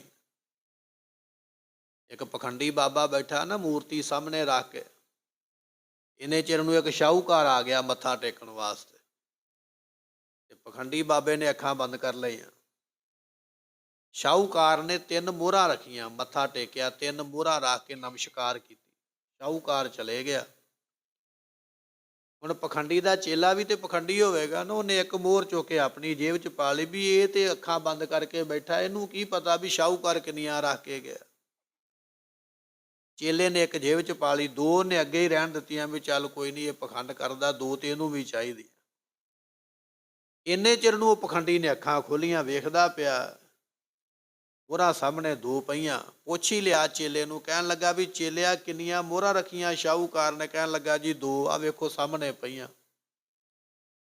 ਪਖੰਡੀ ਕਹਿਣ ਲੱਗਾ ਮੈਨੂੰ 3 ਮੋਹਰਾਂ ਦਾ ਖੜਾਕ ਸੁਣਿਆ ਕੰਨਾਂ ਦੇ ਵਿੱਚ। ਅੱਖਾਂ ਤੇ ਬੰਦ ਨੇ, ਜ਼ਰੂਰੀ ਇਹ ਨਹੀਂ ਵੀ ਅੱਖਾਂ ਬੰਦ ਨੇ ਤੇ ਮੈਂ ਹੁਣ ਵੇਖਦਾ ਨਹੀਂ ਪਿਆ। ਸਾਡੇ ਕੰਨ ਵੀ ਤੇ ਅੱਖਾਂ ਦਾ ਹੀ ਕੰਮ ਕਰਦੇ ਨਾ, ਦੱਸ ਦਿੰਦੇ ਵੀ ਆਹ ਗੱਲ ਇੱਧਰ। ਅੱਖਾਂ ਬੰਦ ਕੀਤੀਆਂ, ਸਮਾਧੀ ਲਾਈ ਹੈ, ਕੰਨ ਦੂਜੇ ਬੰਨਿਆ ਵੀ ਕਿਹੜਾ ਮੇਰੀ ਚੁਗਲੀ ਕਰਦਾ, ਕਿਹੜਾ ਮੇਰਾ ਉਸਤਤ ਕਰਦਾ ਪਿਆ। ਇਹਨਾਂ ਸਾਰਿਆਂ ਦਾ ਰੋਕਣਾ, ਐਵੇਂ ਨਹੀਂ ਪ੍ਰਾਪਤੀ ਹੁੰਦੀ ਹੈ। ਦਮਨ ਕਰਨ ਤੋਂ ਭਾਵ ਇਹ ਨਹੀਂ ਹੁੰਦਾ ਵੀ ਮੈਂ ਅੱਖਾਂ ਬੰਦ ਕਰ ਲਈਆਂ ਨੇ ਹੁਣ ਮੈਂ ਮੁਕਤ ਹੋ ਗਿਆ ਹਾਂ। ਨਹੀਂ, ਅੱਖਾਂ ਬੰਦ ਕੀਤੀਆਂ ਪਰ ਅੰਦਰ ਵਿਚਾਰ ਤੇ ਚੱਲਦਾ ਪਿਆ ਨਾ, ਸੰਕਲਪ ਤੇ ਚੱਲਦਾ ਪਿਆ ਨਾ। ਦੂਜਾ ਮੇਰੇ ਵੱਲ ਵੇਖਦਾ ਹੈ ਕਿ ਨਹੀਂ ਵੇਖਦਾ, ਦੂਜਾ ਮੇਰੇ ਬਾਰੇ ਕੁਝ ਕਹਿੰਦਾ ਹੈ ਕਿ ਨਹੀਂ ਕਹਿੰਦਾ। ਕੰਨ ਤੇਰੇ ਉਧਰ ਨੇ, ਧਿਆਨ ਤੇਰਾ ਉਸ ਪਾਸੇ ਹੈ। ਇਸ ਤਰ੍ਹਾਂ ਪ੍ਰਾਪਤੀ ਨਹੀਂ ਹੈ। ਕਹਿਣ ਲੱਗੇ ਪਹਿਲ ਪੁਰਸਾ ਬਿਰਾ, ਅਥੋਨ ਪੁਰਸਾ ਦਮਰਾ। ਇੰਦਰੀਆਂ ਦਾ ਦਮਨ ਕਰ ਬੰਦਿਆ ਜੇ ਪ੍ਰਾਪਤੀ ਕਰਨੀ ਚਾਹੁੰਦਾ। ਮੁਕਤੀ ਦੀ ਇੱਛਾ ਦੇ ਧਾਰੇ ਇਹ 4 ਸਾਧਨ ਸੰਪੰਨ ਹੋ ਕੇ ਗੁਰੂ ਦੇ ਕੋਲ ਜਦੋਂ ਜਗਿਆਸੂ ਜਾਂਦਾ ਹੈ ਉਦੋਂ ਫਿਰ ਪ੍ਰਾਪਤੀ ਹੋ ਸਕਦੀ ਹੈ। ਇਹ ਸ਼ਬਦ ਬਹੁਤ ਡੂੰਘਾ ਹੈ ਭਗਤ ਨਾਮਦੇਵ ਜੀਆਂ ਦਾ। ਇਹਦਾ ਇੱਕ ਇੱਕ ਬਚਨ ਜਿਹੜਾ ਬੜਾ ਬੜਾ ਸਮਾਂ ਲੈਂਦਾ, ਫਿਰ ਜਾ ਕੇ ਇਹ ਸ਼ਬਦ ਖੁੱਲ੍ਹਦਾ ਪਿਆ। ਅੱਜ ਆਪਾਂ ਨੂੰ ਭਗਤ ਰਵਿਦਾਸ ਜੀਆਂ ਦਾ ਜੋ ਜਨਮ ਦਿਹਾੜਾ ਹੈ ਉਹ ਪ੍ਰਾਪਤ ਹੋ ਰਿਹਾ। ਭਗਤ ਰਵਿਦਾਸ ਜੀ ਐਸੇ ਭਗਤ ਨੇ ਜਿਨ੍ਹਾਂ ਦੀ ਬਾਣੀ ਗੁਰੂ ਗ੍ਰੰਥ ਸਾਹਿਬ ਪਾਤਸ਼ਾਹ ਵਿੱਚ ਦਰਜ ਹੋਈ ਹੈ। 40 ਸ਼ਬਦ ਭਗਤ ਰਵਿਦਾਸ ਜੀ ਦੇ ਗੁਰੂ ਗ੍ਰੰਥ ਸਾਹਿਬ ਦੇ ਵਿੱਚ 16 ਰਾਗਾਂ ਦੇ ਵਿੱਚ ਦਰਜ ਹੋਏ। ਐਸੀ ਪ੍ਰਾਪਤੀ ਵਾਲੇ ਨੇ ਜਿਨ੍ਹਾਂ ਦਾ ਜਨਮ ਕਾਂਸ਼ੀਪੁਰੀ ਦੇ ਵਿੱਚ, ਕਾਂਸ਼ੀ ਨਗਰ ਦੇ ਵਿੱਚ ਹੋਇਆ ਹੈ। ਭਗਤ ਕਬੀਰ ਜੀਆਂ ਦੇ ਸਮਕਾਲੀ ਭਗਤ ਨੇ। ਭਗਤ ਕਬੀਰ ਸਾਹਿਬ ਦੀ ਬਾਣੀ ਆਪਾਂ ਪੜ੍ਹਦੇ ਨਾ, ਉਹਨਾਂ ਦੇ ਸਮੇਂ ਹੀ ਹੋਏ ਨੇ। ਦੋਨਾਂ ਦਾ ਗੁਰੂ ਇੱਕੋ ਹੀ ਹੈ। ਰਾਮਾਨੰਦ ਜੀ ਦੇ ਕੋਲੋਂ ਉਪਦੇਸ਼ ਲਿਆ ਭਗਤ ਕਬੀਰ ਜੀ ਨੇ, ਤੇ ਰਾਮਾਨੰਦ ਜੀ ਦੇ ਕੋਲੋਂ ਉਪਦੇਸ਼ ਲਿਆ ਹੈ ਭਗਤ ਰਵਿਦਾਸ ਜੀ ਨੇ। ਕਾਸ਼ੀ ਦੇ ਵਿੱਚ ਰਹਿੰਦਿਆਂ ਬੜਾ ਸਿਮਰਨ ਕਰਦੇ, ਬੜਾ ਨਾਮ ਜਪਦੇ। ਐਸੀ ਮਹਿਮਾ ਹੋਈ ਹੈ ਜਿੱਥੇ ਲੋਕ ਪਹਿਲਾਂ ਚੜਾਉਂਦੇ ਸਨ, ਮਾੜਾ ਕਹਿੰਦੇ ਸਨ, ਮਹਿਮਾ ਜਿਵੇਂ ਜਿਵੇਂ ਵੱਧਦੀ ਗਈ ਸਤਿਕਾਰ ਉਵੇਂ ਉਵੇਂ ਵੱਧਦਾ ਗਿਆ।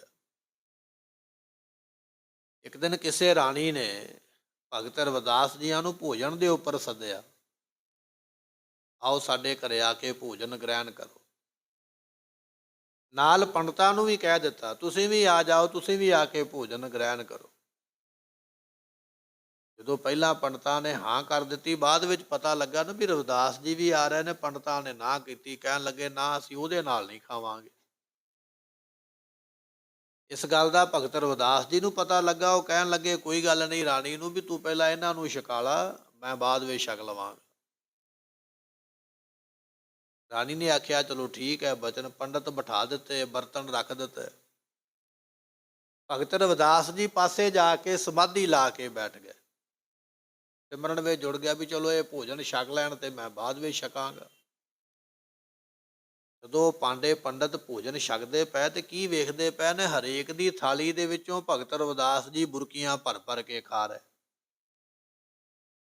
ਬੜੇ ਦੁਖੀ ਹੋਏ। ਇੱਕ ਆਖਦਾ ਮੇਰੇ ਨਾਲ ਖਾਂਦੇ ਪਏ, ਮੇਰੀ ਥਾਲੀ ਜੂਠੀ ਕਰ ਦਿੱਤੀ। ਦੂਜਾ ਆਂਦਾ ਮੇਰੇ ਨਾਲ ਖਾਂਦੇ, ਮੇਰੀ ਕਰ ਦਿੱਤੀ। ਸਾਰੇ ਹੈਰਾਨ ਨੇ ਵੀ ਭਗਤ ਰਵਿਦਾਸ ਤੇ ਇੱਕ ਹੈ, ਸਾਰਿਆਂ ਦੀ ਥਾਲੀ ਵਿੱਚੋਂ ਇੱਕੇ ਵਾਰੀ ਰੋਟੀ ਕਿਵੇਂ ਖਾ ਸਕਦਾ। ਰਾਣੀ ਨੂੰ ਸ਼ਿਕਾਇਤ ਕੀਤੀ। ਰਾਣੀ ਜਿਹੜੀ ਸੀ ਉਹ ਸਿਮਰਨ ਭਜਨ ਵਾਲੀ, ਉਹ ਜਾਣ ਗਈ ਇਹ ਤੇ ਭਗਤ ਰਵਿਦਾਸ ਦੀ ਮਹਿਮਾ ਹੈ, ਇਹ ਤੇ ਵਡਿਆਈ ਹੈ ਉਹਨਾਂ ਦੀ ਵੀ ਉਹ ਸਾਰਿਆਂ ਦੇ ਵਿੱਚ ਮਿਲੇ ਹੋਏ, ਸਮਾਏ ਹੋਏ। ਐਸੀ ਵਡਿਆਈ ਕੀਤੀ, ਰਾਣੀ ਜਿਹੜੀ ਹੈ ਪੱਕੀ ਸ਼ਰਧਾਲੂ ਬਣ ਗਈ ਅਤੇ ਉਹ ਜਿਹੜੇ ਪੰਡਤ ਸਨ ਉਹਨਾਂ ਨੂੰ ਵੀ ਨਮਸਕਾਰ ਕਰਨੀ ਪਈ। ਉਹਨਾਂ ਨੇ ਬਚਨ ਲਿਖੇ ਨਾ, ਸਾਚੀ ਪ੍ਰੀਤ ਹਮ ਤੁਮ ਸਿਓ ਜੋਰੀ, ਤੁਮ ਸਿਓ ਤੋਰ, ਤੁਮ ਸਿਓ ਜੋਰ ਅਵਰ ਸੰਗ। ਬਾਕੀਆਂ ਨਾਲੋਂ ਅਸੀਂ ਲਈਏ ਤੋੜ, ਪਰਮਾਤਮਾ ਤੇਰੇ ਨਾਲ ਲਈਏ ਜੋੜ। ਐਸੇ ਹੋਏ ਨੇ ਭਗਤ ਰਵਿਦਾਸ ਜੀ, ਐਸੀ ਉਹਨਾਂ ਦੀ ਮਹਿਮਾ ਹੈ, ਐਸੀ ਉਹਨਾਂ ਦੀ ਵਡਿਆਈ ਹੈ, ਜਿਹੜੀ ਵਡਿਆਈ ਨੂੰ ਕਥਨ ਨਹੀਂ ਕੀਤਾ ਜਾ ਸਕਦਾ, ਦੱਸਿਆ ਨਹੀਂ ਜਾ ਸਕਦਾ।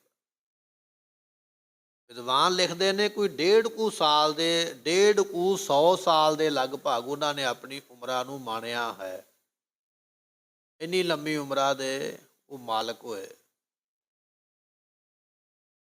ਤੇ ਚਿਤੌੜਗੜ੍ਹ ਦਾ ਜਿਹੜਾ ਕਿਲ੍ਹਾ ਹੈ ਨਾ ਰਾਜਸਥਾਨ ਦੇ ਅੰਦਰ, ਕਹਿਣ ਲੱਗੇ ਵੀ ਅੰਤਲਾ ਸਮਾਂ ਉਹਨਾਂ ਨੇ ਇੱਥੇ ਬਤੀਤ ਕਰਕੇ ਆਪਣਾ ਸਰੀਰ ਇੱਥੇ ਉਹਨਾਂ ਨੇ ਤਿਆਗਿਆ, ਕਿਉਂਕਿ ਉਹ ਜਿਹੜੀ ਰਾਣੀ ਹੈ ਨਾ ਸ਼ਰਧਾਲੂ ਬਣੀ, ਉਹ ਭਗਤ ਜੀਆਂ ਨੂੰ ਨਾਲ ਹੀ ਆਪਣੇ ਲੈ ਗੁਰੂ ਬਣਾ ਕੇ। ਮੈਂ ਸਤ ਸੰਗਤ ਕਰਿਆ ਕਰਾਂਗੀ, ਹੋਰ ਵੀ ਲੋਕ ਸਤ ਸੰਗਤ ਕਰਿਆ ਕਰਨਗੇ। ਇੱਥੇ ਫਿਰ ਆ ਕੇ ਉਹਨਾਂ ਨੇ ਆਪਣਾ ਪੰਜ ਭੌਤਿਕ ਸਰੀਰ ਤਿਆਗਿਆ। ਵਿਦਵਾਨਾਂ ਦੀ ਵੱਖਰੀ ਵੱਖਰੀ ਰਾਏ ਹੈ, ਕਿਸੇ ਨੇ ਕੋਈ ਜਗ੍ਹਾ ਲਿਖੀ ਹੈ, ਕਿਸੇ ਨੇ ਕੋਈ ਜਗ੍ਹਾ ਦਾ ਕਥਨ ਕੀਤਾ ਹੈ। ਇਸ ਤਰ੍ਹਾਂ ਭਗਤ ਰਵਿਦਾਸ ਜੀ ਦੀ ਜੋ ਮਹਿਮਾ ਹੈ ਉਹ ਅਪਰੰਪਾਰ ਹੈ। ਇੱਕ ਵਾਰੀ ਕੁਝ ਲੋਕ ਨਾ ਗੰਗਾ ਤੇ ਇਸ਼ਨਾਨ ਕਰਨ ਵਾਸਤੇ ਜਾਣ ਲੱਗੇ। ਭਗਤ ਰਵਿਦਾਸ ਜੀ ਨੂੰ ਪੁੱਛਿਆ, ਉਹਨਾਂ ਨੇ ਵੀ ਆਪਣੇ ਕੋਲੋਂ ਇੱਕ ਟਕਾ ਦੇ ਦਿੱਤਾ। ਕਹਿਣ ਲੱਗੇ ਚਲੋ ਸਾਡੇ ਵੱਲੋਂ ਵੀ ਗੰਗਾ ਨੂੰ ਇਹ ਭੇਟ ਕਰ ਦਿਓ, ਪਰ ਭੇਟ ਉਦੋਂ ਕਰਿਓ ਜਦੋਂ ਮੰਗੇ, ਜਿੰਨਾ ਚਿਰ ਮੰਗੇ ਨਾ ਉਹਨਾਂ ਚਿਰ ਨਾ ਦਿਓ। ਜਿਹੜੇ ਯਾਤਰਾ ਕਰਨ ਵਾਲੇ ਉਹ ਹੱਸ ਪਏ, ਕਹਿਣ ਲੱਗੇ ਵੀ ਇੱਦਾਂ ਵੀ ਕਦੇ ਹੋਇਆ ਵੀ ਗੰਗਾ ਮੰਗੇ। ਚਲੋ ਚਲੇ ਗਿਆ। ਗੰਗਾ ਤੇ ਇਸ਼ਨਾਨ ਕਰਕੇ ਜਦੋਂ ਉਹਨਾਂ ਨੇ ਅਰਦਾਸ ਬੇਨਤੀ ਕੀਤੀ ਤੇ ਫਿਰ ਗੰਗਾ ਵਿੱਚੋਂ ਆਵਾਜ਼ ਆਈ, ਕਹਿਣ ਲੱਗੇ ਸਾਡੇ ਵਾਸਤੇ ਨਹੀਂ ਕੁਝ ਸਾਡੇ ਭਗਤ ਨੇ ਭੇਜਿਆ। ਹੈਰਾਨ ਹੋ ਗਏ। ਇੱਕ ਟਕਾ ਭੇਜਿਆ, ਟਕਾ ਫੜਾਇਆ ਤੇ ਗੰਗਾ ਨੇ ਅੱਗੋਂ ਬੜਾ ਸੋਹਣਾ ਸੋਨੇ ਦਾ ਹੀਰਿਆਂ ਦਾ ਜੜਿਆ ਕੜਾ ਦਿੱਤਾ, ਅੱਗੋਂ ਕੰਗਣ ਕੱਢ ਕੇ ਆਖਿਆ ਵੀ ਇਹ ਕੰਗਣ ਜਾ ਕੇ ਮੇਰੇ ਭਗਤ ਨੂੰ ਦੇ ਦਿਓ। ਜਦੋਂ ਉਹਨਾਂ ਲੋਕਾਂ ਨੇ ਉਹ ਕੰਗਣ ਕੜਾ ਫੜਿਆ ਨਾ, ਉਹਨਾਂ ਦੇ ਮਨ ਵਿੱਚ ਬੇਈਮਾਨੀ ਆ ਗਈ ਵੀ ਉਹ ਗਰੀਬ ਭਗਤ ਜੁੱਤੀਆਂ ਕੱਢਣ ਵਾਲਾ, ਉਹਨੇ ਕੜੇ ਦਾ ਕੀ ਕਰਨਾ। ਇਹ ਕਿਉਂ ਨਾ ਹੋਵੇ ਕੜਾ ਆਪਾਂ ਜਿਹੜਾ ਹੈ ਰਾਜੇ ਨੂੰ ਦੇ ਦਈਏ, ਰਾਜੇ ਦੀ ਖੁਸ਼ੀ ਲੈ ਲਈਏ, ਰਾਜੇ ਤੋਂ ਕੱਲ ਨੂੰ ਕੰਮ ਲਵਾਂਗੇ। ਕੜਾ ਜਾ ਕੇ ਰਾਜੇ ਨੂੰ ਦਿੱਤਾ, ਹੀਰਿਆਂ ਦਾ ਜੜਿਆ ਹੋਇਆ। ਰਾਜੇ ਨੇ ਉਹ ਕੜਾ ਆਪਣੀ ਰਾਣੀ ਨੂੰ ਦੇ ਦਿੱਤਾ। ਰਾਣੀ, ਹੁਣ ਜਨਾਨੀਆਂ ਬੀਬੀਆਂ ਗਹਿਣਾ ਪਾਉਂਦੀਆਂ ਨੇ, ਗਹਿਣੇ ਦੀ ਪਰਖ ਵੀ ਰੱਖਦੀਆਂ ਨੇ, ਗਹਿਣਾ ਪਾਉਣਾ ਚੰਗਾ ਵੀ ਲੱਗਦਾ। ਰਾਣੀ ਨੂੰ ਚੰਗਾ ਲੱਗਾ। ਰਾਣੀ ਆਂਦੀ ਵੀ ਇਹੋ ਜਿਹਾ ਕੜਾ ਮੈਨੂੰ ਇੱਕ ਹੋਰ ਚਾਹੀਦਾ। ਤੇ ਜਿਹੜੇ ਉਹ ਲੈ ਕੇ ਆਏ ਸਨ ਨਾ ਗੰਗਾ ਵਿੱਚੋਂ, ਰਾਜੇ ਨੇ ਉਹਨਾਂ ਨੂੰ ਬੁਲਾ ਲਿਆ। ਕਹਿਣ ਲੱਗੇ ਵੀ ਇਹੋ ਜਿਹਾ ਇੱਕ ਹੋਰ ਲੈ ਕੇ ਆਓ, ਨਹੀਂ ਤਾਂ ਤੁਹਾਨੂੰ ਮੈਂ ਸਜ਼ਾ ਬੜੀ ਦੇਵਾਂਗਾ। ਉਹ ਫਸ ਗਏ ਵਿਚਾਰੇ। ਹੁਣ ਕੀ ਕਰਨਾ, ਨਾ ਖਰੀਦਿਆ ਜਾ ਸਕਦਾ, ਨਾ ਉਹਦੇ ਵਰਗਾ ਬਣਾਇਆ ਜਾ ਸਕਦਾ।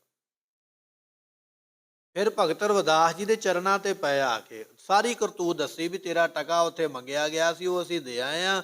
ਸਾਨੂੰ ਉੱਥੋਂ ਕੜਾ ਮਿਲਿਆ ਸੀ, ਉਹ ਕੜਾ ਅਸੀਂ ਦੇਣਾ ਤੇ ਤੈਨੂੰ ਸੀ, ਪਰ ਦੇ ਅਸੀਂ ਰਾਜੇ ਨੂੰ ਬੈਠੇ ਹਾਂ। ਰਾਣੀ ਕਹਿੰਦੀ ਹੈ ਵੀ ਇਹੋ ਜਿਹਾ ਘੋਰ ਲੈ ਕੇ ਆਓ, ਨਹੀਂ ਤਾਂ ਤੁਹਾਨੂੰ ਸਾਰਿਆਂ ਨੂੰ ਕਤਲ ਕਰ ਦਿਆਂਗੀ। ਹੁਣ ਸਾਡੀ ਜਾਨ ਤੇਰੇ ਹੱਥ ਵਿੱਚ ਹੈ, ਸਾਨੂੰ ਬਚਾ ਜਿਵੇਂ ਬਚਾਇਆ ਜਾ ਸਕਦਾ। ਭਗਤ ਜੀ ਸੁਣ ਕੇ ਹੱਸ ਪਏ, ਕਹਿਣ ਲੱਗੇ ਕੋਈ ਗੱਲ ਨਹੀਂ। ਜਿਹੜੇ ਭਾਂਡੇ ਦੇ ਵਿੱਚ ਅਸੀਂ ਚਮੜਾ ਡਬੋਇਆ ਹੋਇਆ ਨਾ ਜੁੱਤੀਆਂ ਬਣਾਉਣ ਵਾਸਤੇ, ਚਮੜਾ ਨਰਮ ਹੋ ਜਾਏ, ਉਸ ਭਾਂਡੇ ਦੇ ਵਿੱਚ ਹੱਥ ਪਾਓ, ਤੁਹਾਨੂੰ ਉਹੋ ਜਿਹੇ ਕੰਗਣ ਉੱਥੋਂ ਮਿਲ ਜਾਏਗਾ।